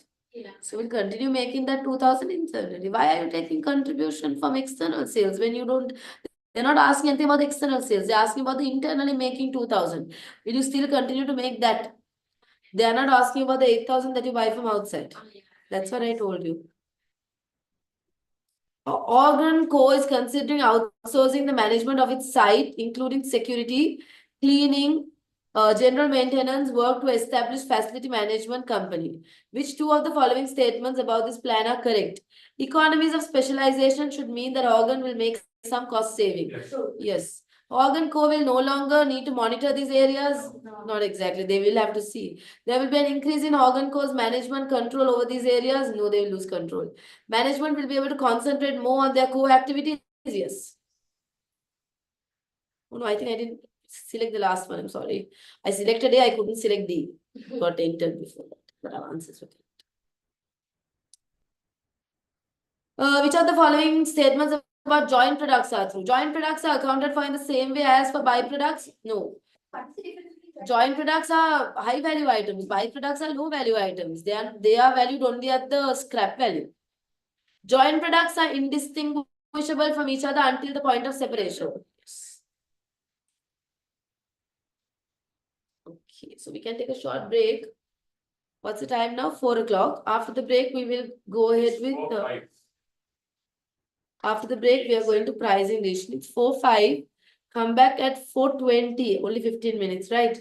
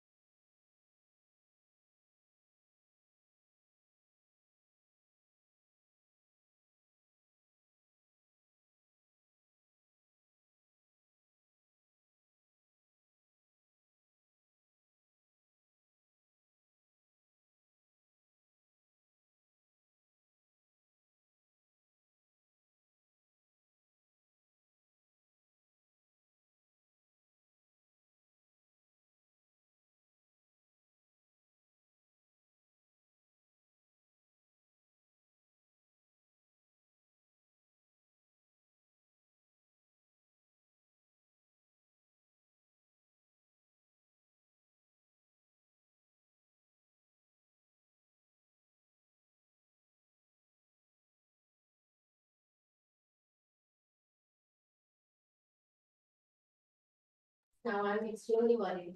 No, you don't have to worry. You just see what are those questions in section B, what are those areas, why have you gone wrong? Look at the errors you have made and try to rectify on that. I feel you can do the paper. No, I feel you can do the paper. Only thing is for you, I feel that you need practice, like you need like proper practice. Right? More and more practice because I feel that you can do, not that you can't do. You can do. Oh no, what happened to the whiteboard? Now I am all says now all I'm doing is practicing. Just practice and see those papers where you have gone wrong, right? Section B only you missed up. You have passed A and C. So you have to work on questions there. Pricing decisions. 3 main approaches to pricing. You have demand-based pricing, cost-based pricing, and market-based pricing. So I'll just only go through the important areas. Demand-based pricing, you know that you look at the elasticity of demand before you decide on a price. You know that there is also full cost pricing. Then there's marginal cost pricing. There's return on investment pricing, opportunity cost pricing. So you need to know all these different kinds of pricing and when they are going to be used. Market-based pricing, there are several methods that you use depending on the market conditions, right skimming, penetration, complementary, and all of that. Oh, remember pricing. There was another area that was not in this tute, remember? Yeah. Then I took another tute for it. Is that the equation one? One moment. Yeah.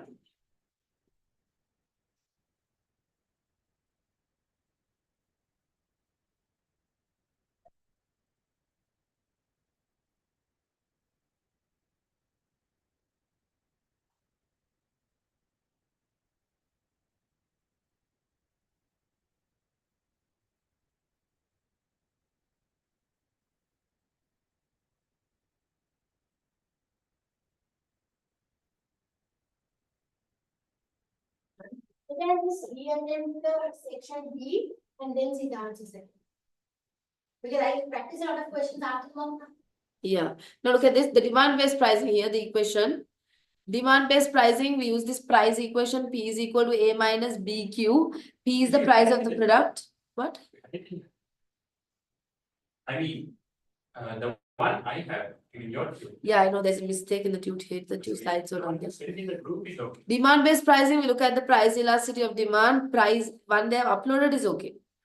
Demand equation is price equals A minus BQ. What is this A? A is the price where demand is 0. What's B? B is the demand line. How do you find B? Change in price divided by change in quantity. And Q is the quantity sold. Where You gave this question, right? Yeah, I've thought this year. Profit maximization occurs at what point? Where MC equals MR. What is the MR line? It's the same price line, but you multiply B by 2. Remember? If they ask for revenue maximization, it will happen where MR equals 0. So you have to use that model. Then you have the other modules of pricing, the cost-based pricing methods. Where it's cost plus pricing, all of that, opportunity cost, all are cost-based pricing methods. And there are market-based pricing as well. Demand-based pricing is the only thing that was different from all the theory that we learned. So let's look at a question. So the first question was pricing, right? Section B. Yeah, there's a pricing question. Alec I have done, TR I have done, Heat I have not done. Where did you take the questions for the mock? That is a practice paper from Kaplan. It's something that only the tutors made. No, it's there in the there. last page of the exam. Paper something. The same paper is the new study. Usually there is one. But this I got it from a Telegram group. Is Telegram has got a ACCA? Yeah, they have got a Really? I have joined those groups, I got it from them. Is it? I mean a few. I also want to join. And I don't even. Telegram has a lot. But it's annoying. Yeah, it's annoying to stay. You can't really get any, like. You have to go and look for it, like. Yeah, you can't really ask for anything and no one gives. Yeah, no, I'm not asking. I'm just looking at like the resources that they share. I use them for students sometimes. Even the Kaplan code. Yes.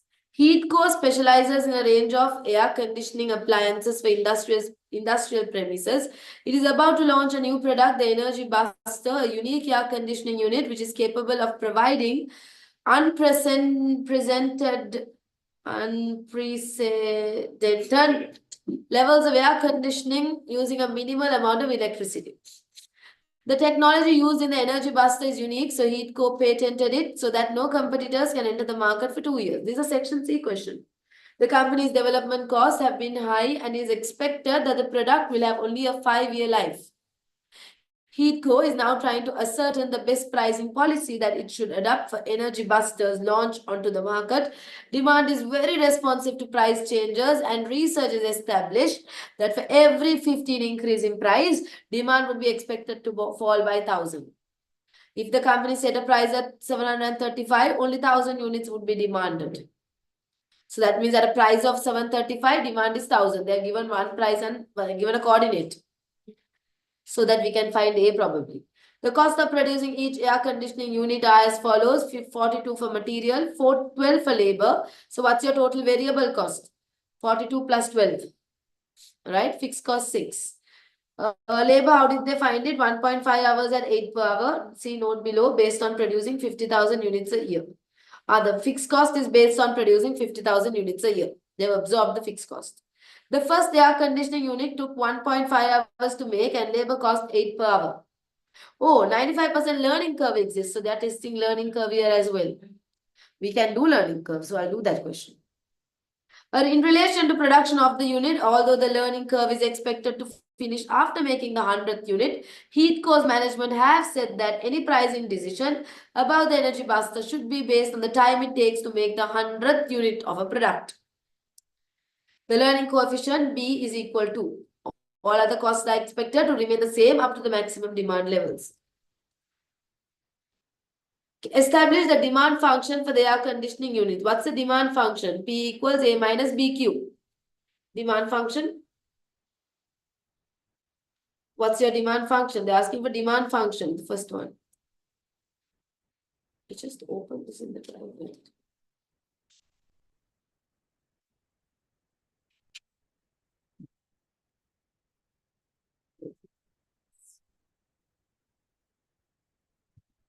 Here is the demand function. They ask you to establish the demand function, meaning this, the demand equation. P equals A minus BQ. So you'll find B and Q respectively.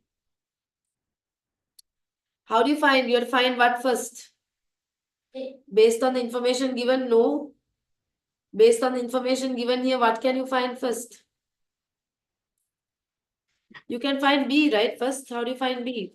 What's your demand function? P equals?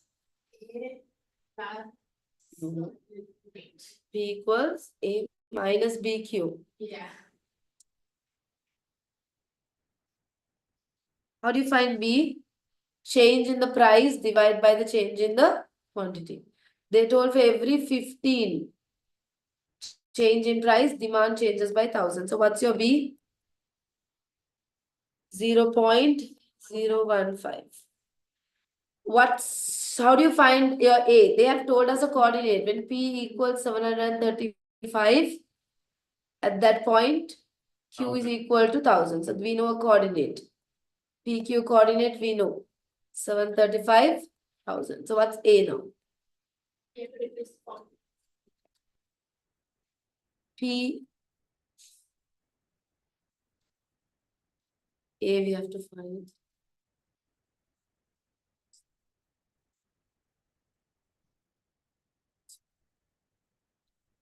What's your A?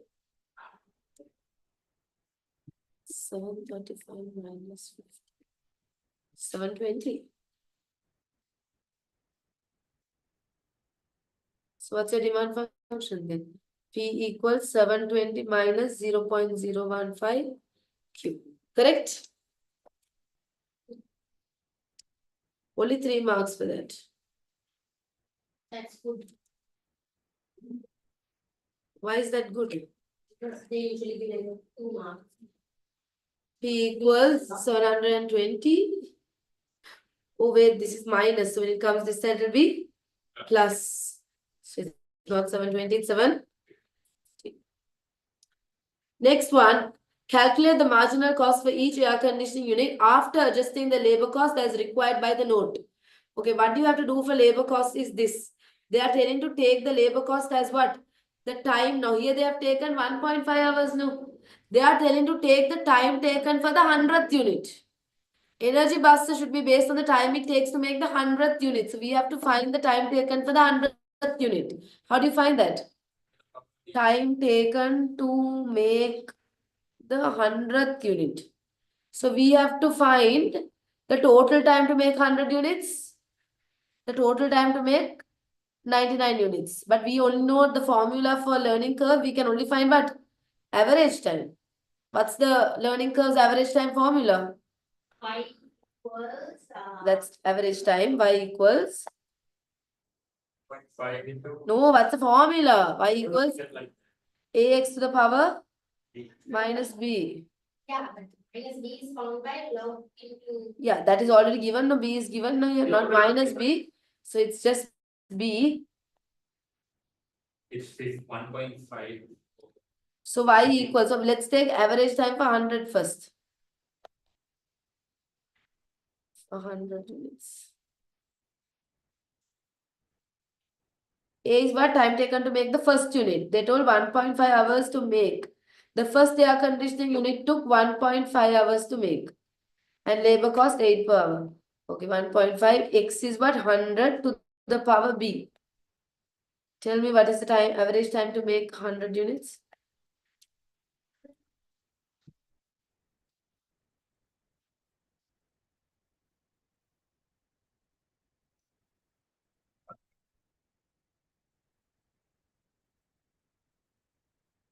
One point zero six six seven nine five seven three. Average time. What's the total time? Total time for 100 will be you multiply by 100 hours, right? Yeah. Sorry, 100 units.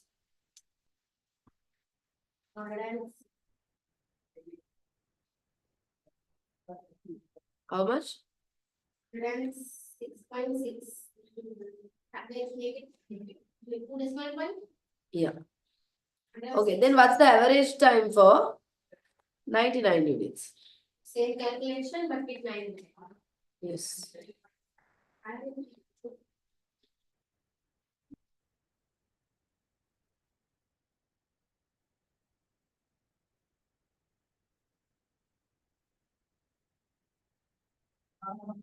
And then 5.69. 100. 0.69.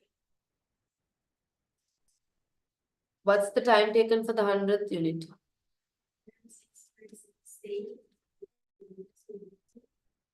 Is 0.988. If you can take the exact figure and tell me how much. It is 0.9. 0 point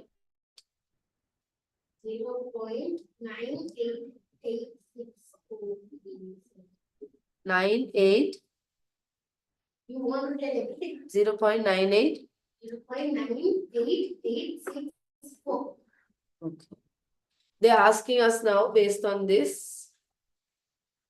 Calculate the marginal cost for each air conditioning unit after adjusting the labor cost as required. They have told us there's a 95% learning in relation to the production. Finish after making, although the learning curve is expected to finish after the 100th unit, Heath Course management has said that any pricing about should be based on the time it takes to make the 100th unit. So, Learning stops there. yeah, learning stop. This is the time taken for the 100th unit. So they're asking the marginal cost. No, they're asking the marginal cost, right? So material will be 42 itself. Direct labor will be 0.8, this amount. That's the time for 1 unit, right? Into 8 per hour. See how much? 7.90. 7.90, correct. What's the total then? 49.90. So that's your marginal cost, 49.90. Okay, understood how to do it? Next question, determine the optimum price and quantity to maximize profit. This is your marginal cost now.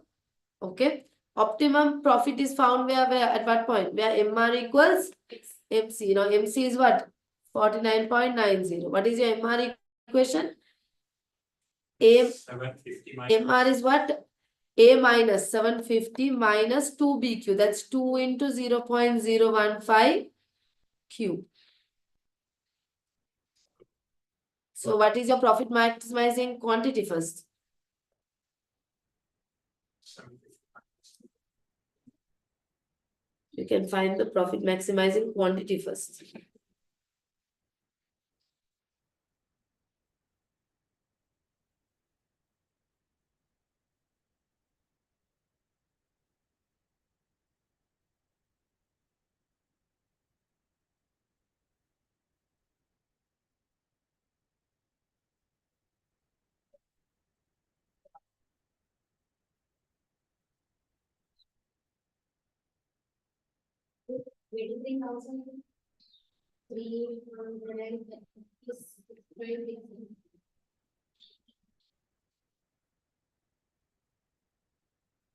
So optimum quantities.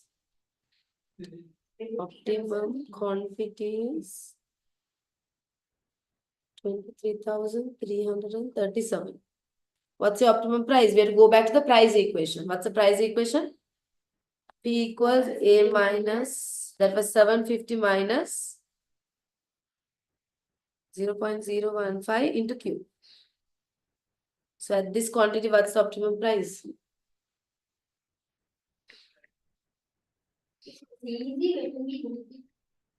Price equals 399.95 is your optimum price. So this is the optimum price. And this is the optimum. To give a learning question. So this is approximately 400, right? Next one, explain what is meant by penetration pricing strategy and a market scheming strategy, and discuss whether either strategy might be suitable for HeatCo when launching the Energy Buster. The Energy Buster was what kind of a product? Unique air conditioning. So maybe we can go with skimming, right? So first penetration, how many marks was that? So much, 8 marks. 8 marks. Yeah, with penetration pricing, a low price would you first talk about what penetration pricing is. So with penetration, you charge a low price first, then you have to see whether it's suitable for this product.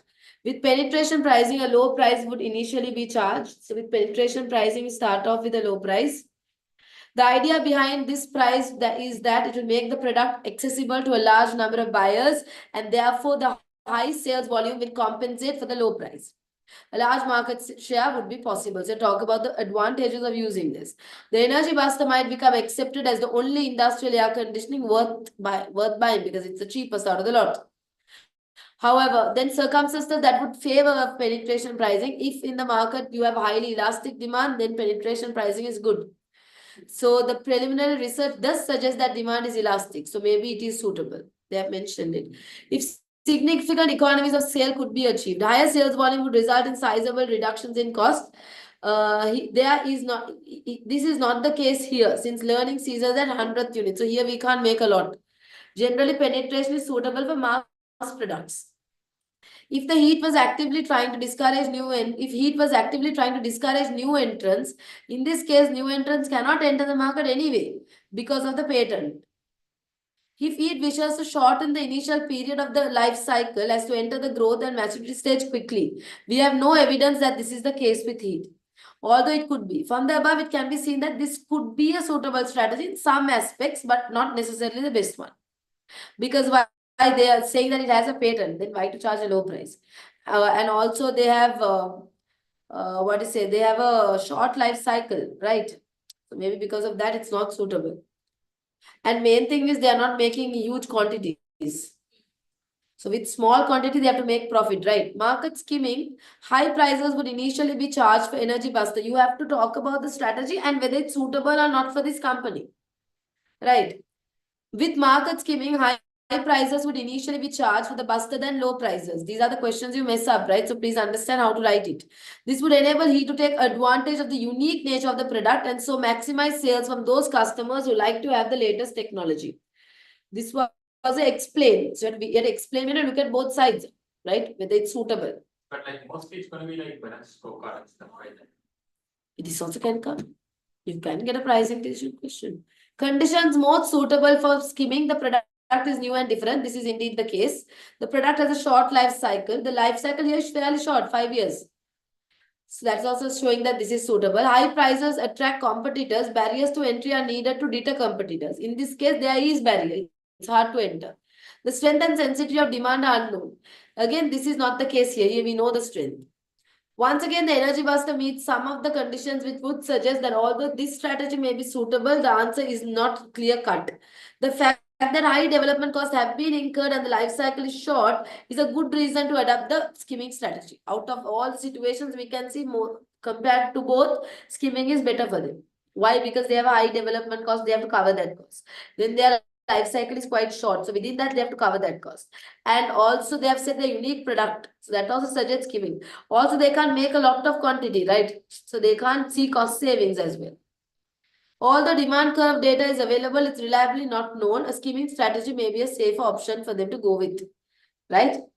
That's what they have said. So they've looked at both sides and then decided on skimming. Now, let me just show you all the PM syllabus.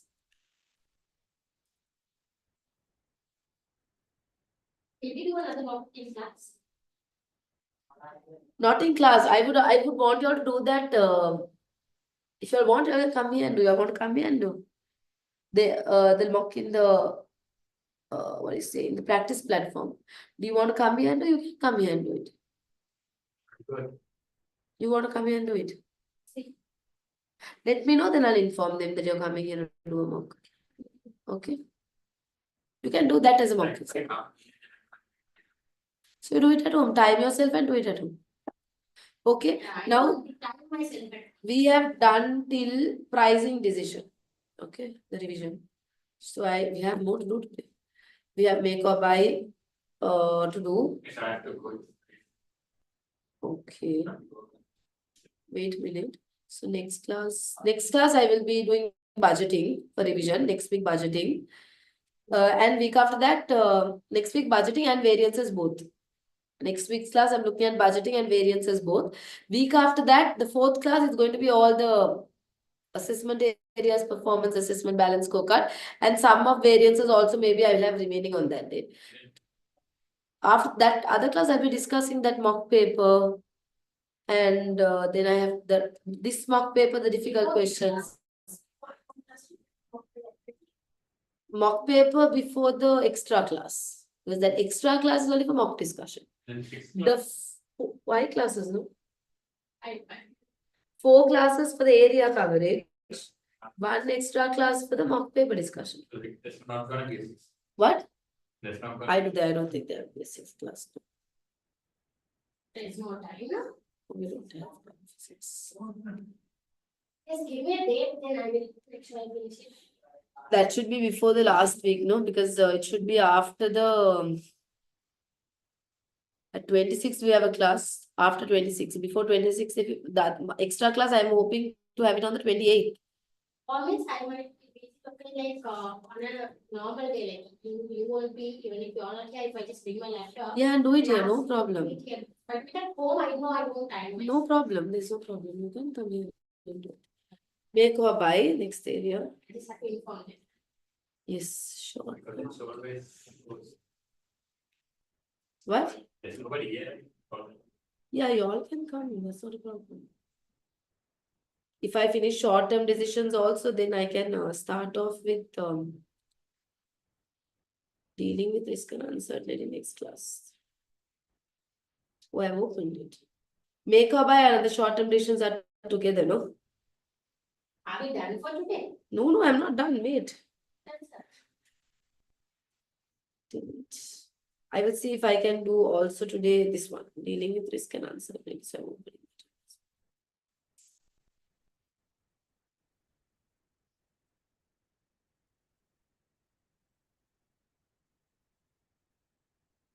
it. Next week I can start directly with budget.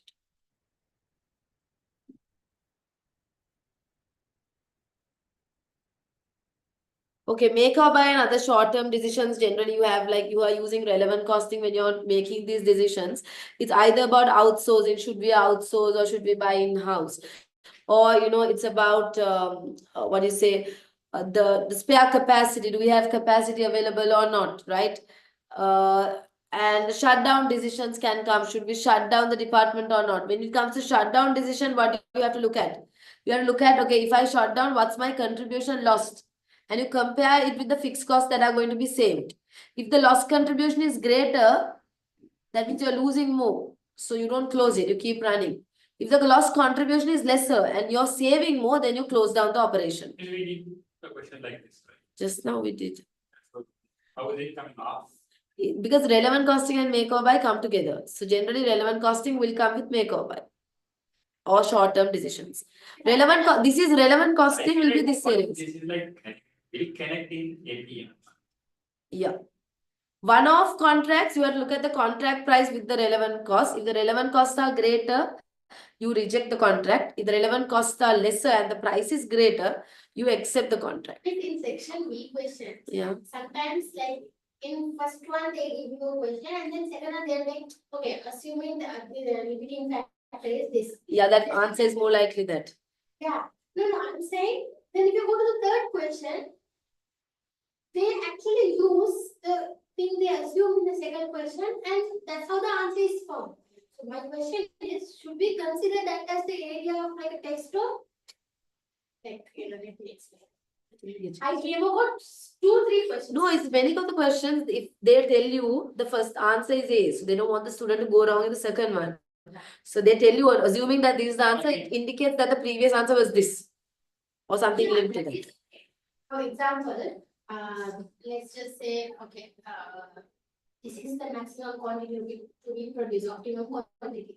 Now, we can sit and check and calculate in the passage, okay, to get that answer.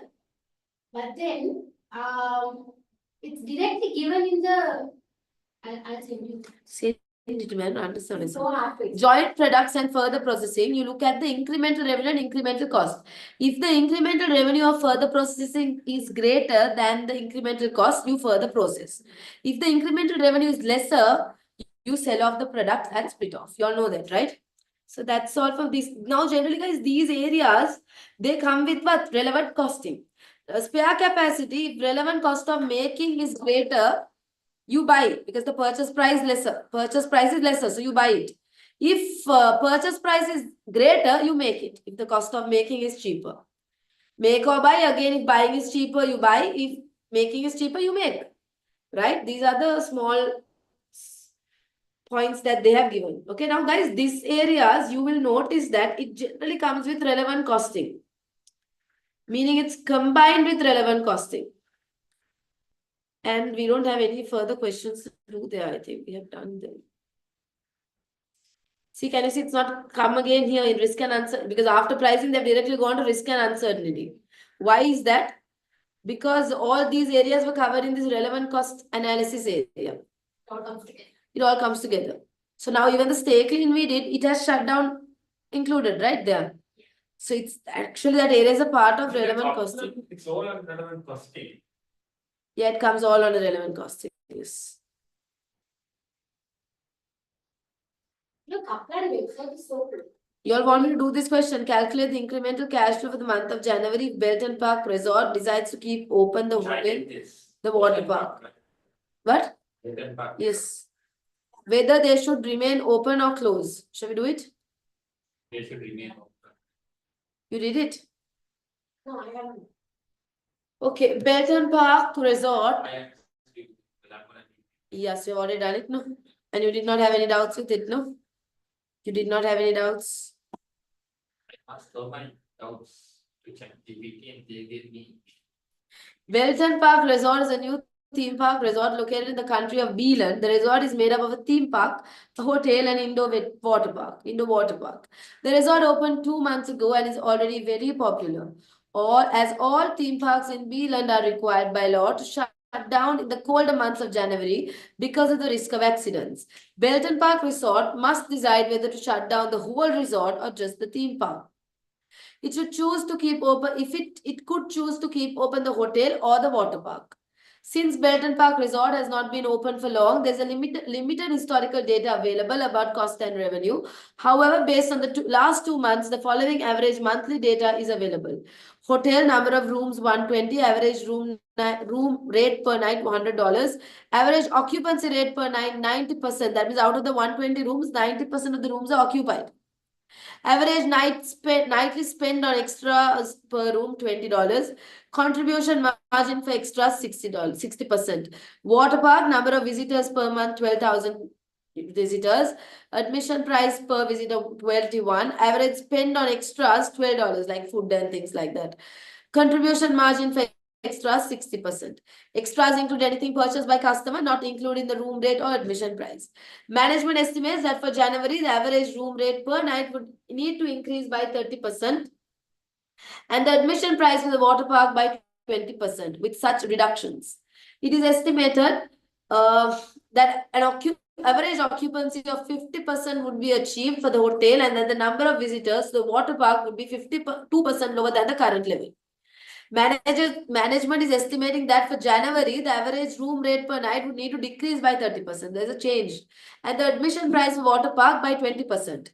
With such reductions, it is estimated that the occupancy rate will be 50% or 50% would be achieved for the hotel. Now it's 90%. It's going down. For the hotel and that the number of visitors to the water park would remain 52% lower than the current levels. My God. The average nightly spend on extras per room of 20 at the hotel and $12 per customer at the water park is expected to remain unchanged. The running costs of the hotel and water park for each of the last 2 months are as follows. Staff cost, power cost, maintenance cost, security, water cost. Permanent staff included in the staff cost for the hotel are the annual salaries for the hotel manager and head chef, which are $30,000 and $24,000 respectively. That's You can interest if this is a mock one.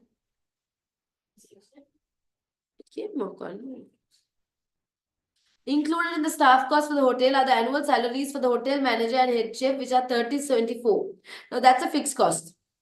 These are both permanent members of staff who are paid for the full year regardless of their working hours. The water park employs one permanent member of staff, the manager, on a salary of $24,000, who is also paid for the full year regardless of working hours. Temporary staff, the remaining staff costs relate to temporary staff who are paid for the hours they work. So if it's shut down, they are not paid. If the hotel stays open in January, half of these staff members will continue to work their current hours because their jobs are largely unaffected by guest occupancy. However, the other half of staff who will work proportionately less hours to reflect the 50% occupancy rate in January, as opposed to 90% occupancy rate for the last 2 months. At the water park, the temporary staff working will fall according to the number of visitors, hence a fall of 52% would be expected for January. That's a relevant fall.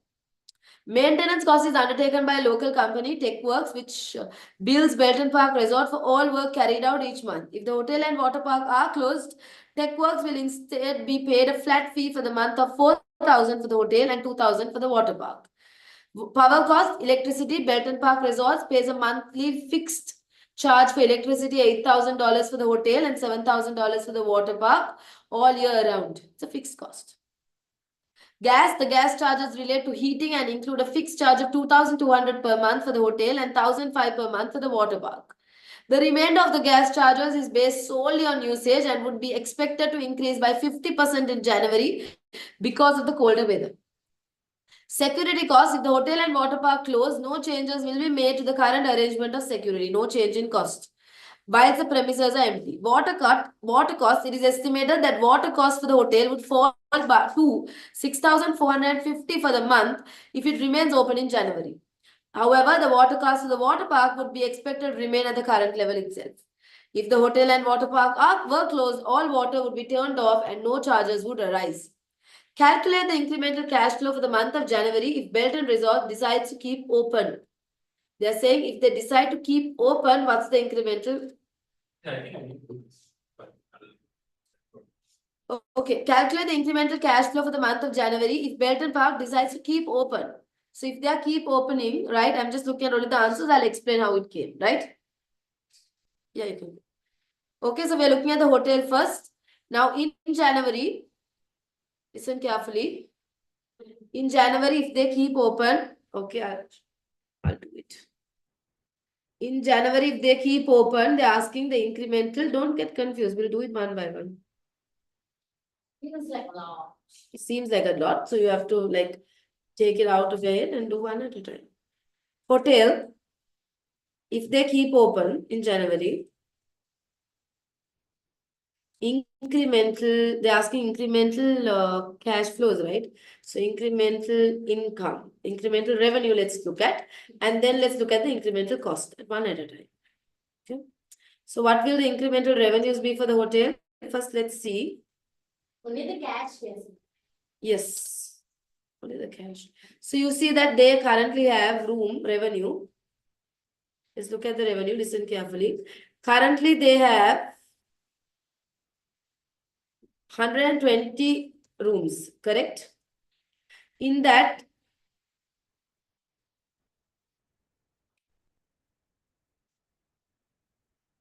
room rate is 100. The occupancy 90%. Can you give it 1 minute? Yeah, you Can can you define 1 minute? go and come.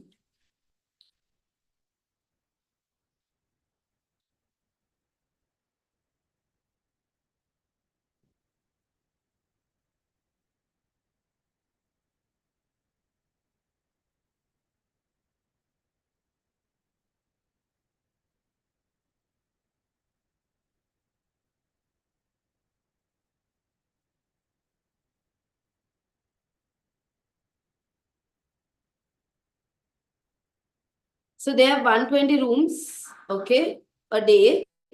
For the month, there are 31, listen carefully, there are 31, they have told here, see. In January, they have told that they asked to assume that there are 31 days. Right? So in January, how many room days are there altogether?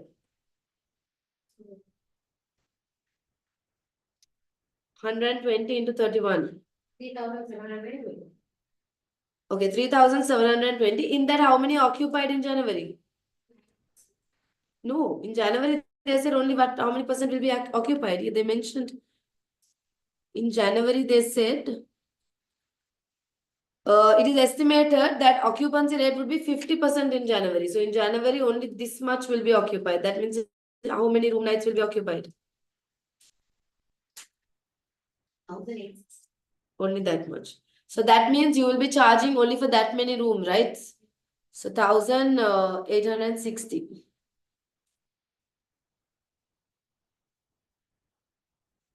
So for that many rooms, what will be your total revenue? 1,860 into 100. Okay, that's your incremental revenue in January. That's an increase. That's a revenue in January basically. And also the extras. There is that, and there's an average nightly spend on extras. So contribution or contribution from spending on the extras. What's the contribution from spending on the extras? 1,860 room nights. Now for the extras that you're selling, you're getting how much? $50. You're getting basically a revenue of 20 now. Yeah. Okay, in that the contribution margin for extras is what? 60%. So cost of 40% is there out of the sales of $20. So what is your extra contribution?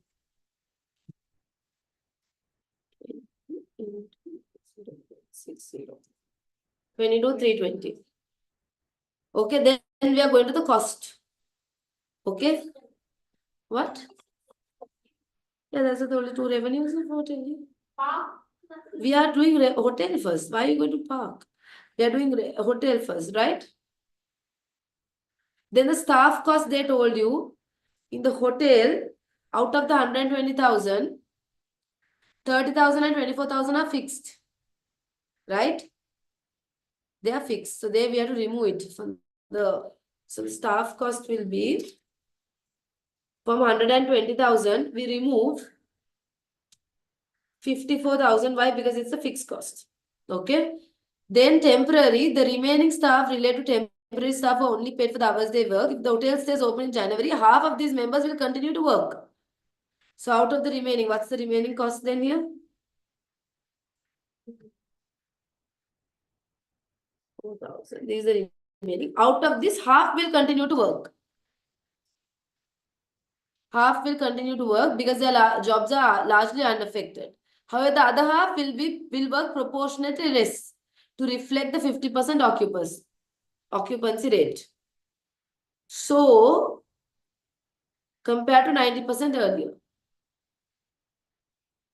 this half, now in this, okay, in this 66,000,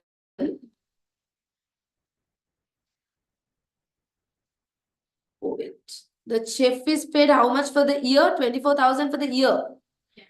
So for a month, how much is he paid? We have to take the monthly fixed cost and remove it out. 30,000 for a year, meaning monthly was how much? 30,000 divided by 12.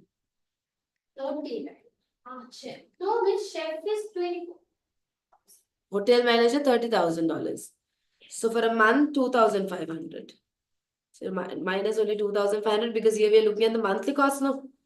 Here it's the monthly cost, not the annual cost. And here 24,000 divided by 12, 2,000. So what's the remaining cost?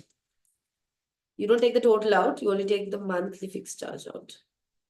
115,500, right? In this 115,000, in this 100 and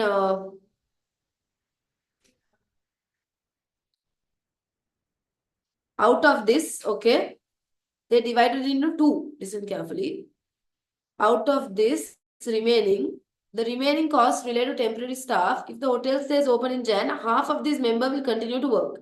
That means normal work. Normal work will be done by half of these members. So what's half of the members amount? Into 0.5. These guys will continue to work.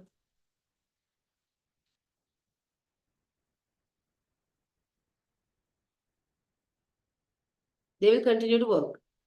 The remaining half will work proportionately less. That means remaining half is also 57,750. Earlier, these guys worked 90% of the time, right? Now they are going to work only what? 50%. So we divide by 90, multiply by 50. How much do you get?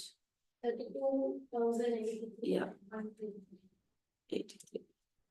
So total staff cost that will have to be incurred is only these two. Okay. Then after that, the maintenance. If it's open, maintenance is undertaken by local company. If the hotel and water are closed, tech work will instead be paid a flat fee for the month of 4,000. So maintenance will be only how much? If we are open. If the hotel were to be closed, tech work will instead be paid a flat fee of 4,000 for the hotel. Maintenance undertaken by local company tech work, which bills for all works carried out each month if the hotel and park are closed. If they're closed, this is the amount. I think they open the amount. Tech works will instead be paid a flat fee for the month of 4,000. That's if they are closed. 14,000. Maintenance by local company, which bills for all works carried out each month. If the hotel and water park are closed, tech work will instead be paid a flat fee. Yeah, so we have to. Okay, so it's like this. Maintenance, we have to take both into consideration. It's relevant costing, right? So it's 14,600, correct? That costs. But now there is a saving of 4,000. Why? Because we don't have to pay that. No, since we are open, do we have to pay that 4,000 that we have to pay if it's closed? No. So if we are open, we are saving that 4,000. So it's a 4,000 saving. Can you understand? We have to take that saving into consideration. Because we are opening, we don't have to pay this 4,000, meaning it's a saving. But you have to pay both. No. If we are open, we only pay 14,600, right? But we are also saving that 4,000. No, in relevant costing, we have to take the savings, no, opportunity cost. So you have to minus the savings because it's relevant costing. Power cost, electricity, Belport Park Resort pays a fixed monthly charge for electricity, 8,000 for the hotel and 7,000 for the water park. Means, what I'm asking is, if we are closed, then we will only pay 4,000, or we will pay both. If we are closed, we'll only pay 4,000. Then how is that a saving? Now we are open. No? They're asking when we are open. No? So when we are open, we will have to pay 14,600 and we are saving 4,000 because we are not closed. This is about being open. No, this is not about being closed. This is about being open. Power cost. Power cost, we don't take anything. Why is that? Belton Park pays a fixed monthly charge for electricity of 8,000 for the hotel. It's a fixed charge. So you don't, even if we are open or closed, it doesn't affect our decision. We anyways have to pay that. 8,000, even if open, even if closed, we are paying. So it's not relevant. Gas, the gas charge related to heating and include a fixed charge of 2,200. That fixed charge we don't take. And 1,005 that we don't take. The remainder of the gas charge is based solely on the usage and will be expected to increase by 50% in January because of the cold weather. Okay, so gas, 2,200 per month we don't take. So power cost. 2000. Power cost as 8,000, listen, for the hotel out of the 20,000 power cost, 8,000 is for electricity, meaning 12,000 is for gas. In that 12,000, 2,200 was fixed. So what was the variable gas cost?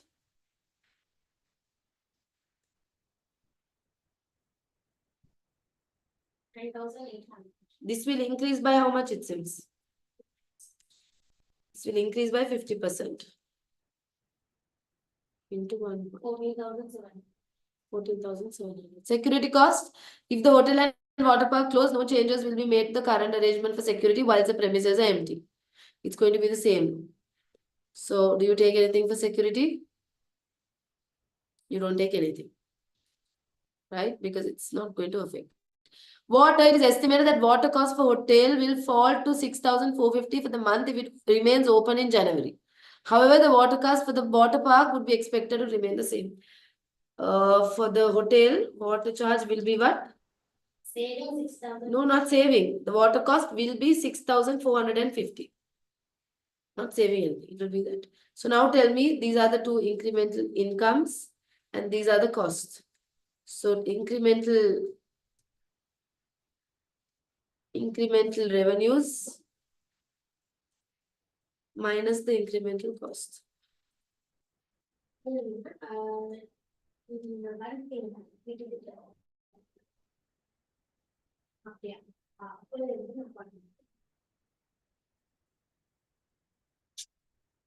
Okay, this is the total incremental revenues. These are the total incremental costs.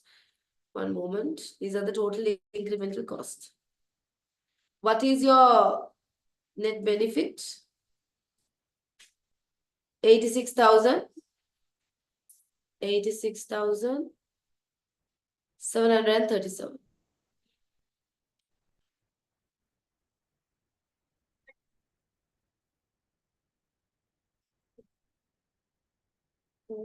Is correct.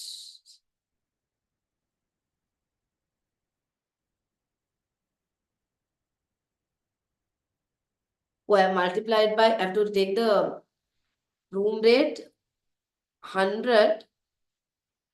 There's a contribution 100.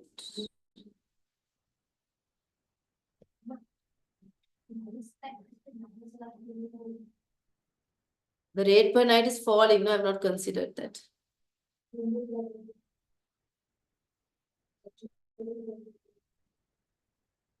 Room rate is reduced to 100%. Sorry. 1,860 into 70. Why? Because the room rate is reduced by 30%. I have taken this into 100, the old price.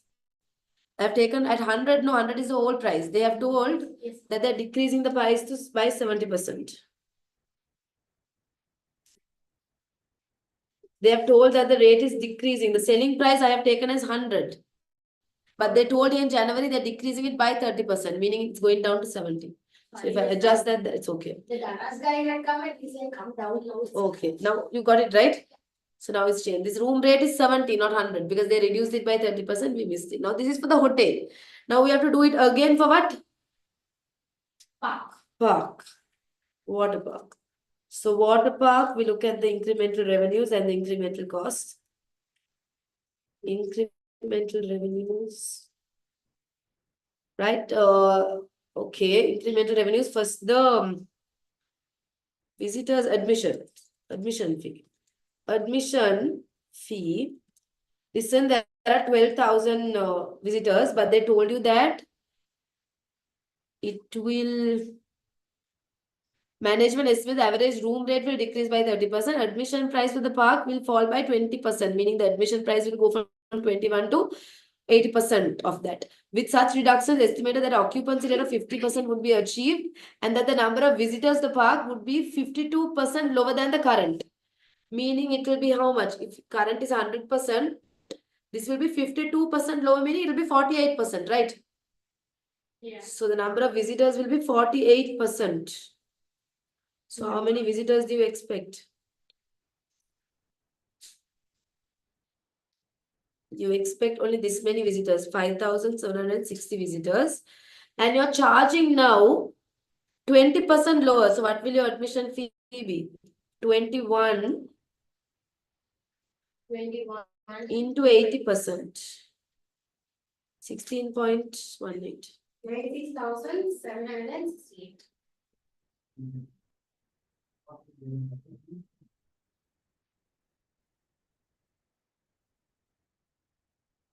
96,768. Okay.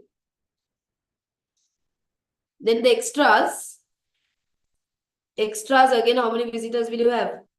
5,760, right? What was the contribution per visitor? Contribution will be now the selling price is 16.8, right? No. Contribution for extra is different. It will be 12 into contribution average spend per visitor. That's not falling, no. 12 into 60%. That is not affected by the earliest price drop. The price is dropping not on the extras, no, it's dropping on the main one. Contribution from extras is not changing, right? They mentioned. No. The average nightly spend on the extra room 20 and 12 is remain unchanged. Yeah, that is not changing. Then the staff cost. The water park employs one. Then now we are coming to incremental cost. Staff cost. The 24,000 is fixed, it seems. The water park employs one permanent staff, the manager on salary of 24, who is also paid for the full year regardless of his working. So that staff cost 75,000 minus 24,000 divided by 12, 2,000. So variable staff cost is how much? 73,000. 75,600, no? Out of 75,600, 2,000 is fixed for a month. 24,000 for a year, no? So for a month, 2,000. yeah. So this is the remaining. Out of this remaining, at the water park, temporary staff working hours will fall according to the number of visitors. Hence, a fall of 52% would be expected. That means out of this, only 48% will be working. So out of this temporary staff, we only pay for 48% of the staff. Okay. Maintenance cost, maintenance cost will remain the same. But there will be a saving of 6,000 on the maintenance cost. But because they are opening it, they don't have to pay this 2,000, right? So therefore, they are saving that 2,000. Maintenance is 4,000. Power cost, there is a 7,000 that is not relevant. Then they are saying the gas heating, the gas charges relating to a fixed, 1,500 for the water. That's fixed. The remainder of the gas charges is based solely on the usage and would be expected to increase by 50% in January because of the colder weather. So the electricity we don't take at all. Gas, how much is the gas here? That's not fixed. Power total was 18. In that 7,000 went for the electricity. And also we had to reduce the 1,005 fixed. So how much was remaining? 9,500. 9,500. In that they are saying what? It will increase by 50% even for this. Security, we don't take it, right? Water, if the hotel and park were closed, all water would be turned off and no charges would arise. It is estimated the water cost of the hotel would fall to this. However, the water cost for the water park would be expected to remain at their current level. If the hotel and park were closed, all the water would be turned off and no charges would arise. So if they are operating, it will be the current cost. 12,100. Should be. Yeah.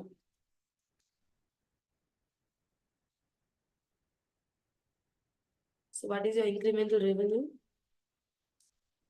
If you do it one at a time, then it doesn't get confusing. If you look at everything together, it looks so I think confusing. the key is do not panic. Do not panic. Do it calmly, one at a time. But I feel like the mock this time I didn't like. Don't panic for PM. Don't panic at all. Do it one at a time slowly because they asked first to do the hotel, then to do the park. Right? So both of these as incremental cash flows. That means you should be opening it. Can you see that? It's better to keep both of them open.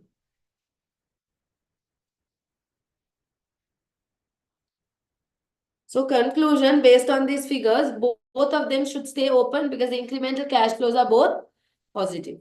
Next one, they're asking you, discuss other factors which Belton Park Resort should consider when making the decision in part A. So you look at other factors as well. As regards the estimates calculated, these have been based on a very limited data and should be approached with cautious because we have made assumptions as well. The calculations are based on the first 2 months of opening only, and consequently, it is difficult to say how accurately they are likely to be. In addition, the basis of estimating the revised occupancy rates for the hotel, for example, has not been given. Like, how did they calculate these new occupancy rates? We do not know. Right? If these estimates are too optimistic, the actual result will be far worse. The figures suggest that both the water park and hotel should stay open. Given that this is a new business and therefore it's still building up its customer base, this would seem like a wise decision anyway because they're still building. If the calculations had shown that the estimated incremental cash flow were not as positive as this, now they're showing it's positive, right? So better take the risk and stay open. Similarly, if Belton Park were too close, either the hotel or the park, they would invariably lose some valuable staff who might seek out other jobs after the closure. These staff might not be available again when the hotel wants to reopen in February. So just 1 month, right? We want to close for. So no, like it's like if we close that 1 month, we lose all our staff in January. February again, we have to recruit again. And we have no idea whether we'll get them back. The interdependency of the two sets of projections has not been taken into account in the calculation. Since now they said only one can operate, right? Since the incremental cash flow suggests that both the hotel and water park should stay open, it is not a big problem. However, if they had shown, for example, that the water park alone should close, the effect that this could have on the number of hotel visitors would also be taken into account because they're both together. When the water park closes, the number of people coming to the hotel will also reduce. Many visitors may be attracted to the hotel because it has a water park. So we have not considered that impact as well. So before we make a decision, we have to look at the other factors as well. Right? I think good that we did that question. Okay, so the next revision class, we will be starting with dealing with risk and uncertainty. Amna, you have any doubts of yours that you want to clear? No, I said you were cleared in the morning. Everything is cleared? All your doubts are cleared? Before this, you had sent someone. Before you cleared everything. Sure. Yeah. Okay. After that, it was only the section same questions I wanted you to mark. That have not marked it, right? Can you send me those? Yeah. Send it to me today. I will mark it in the night. I'm free in the night. Yeah, that's it. Okay, guys, we can stop there.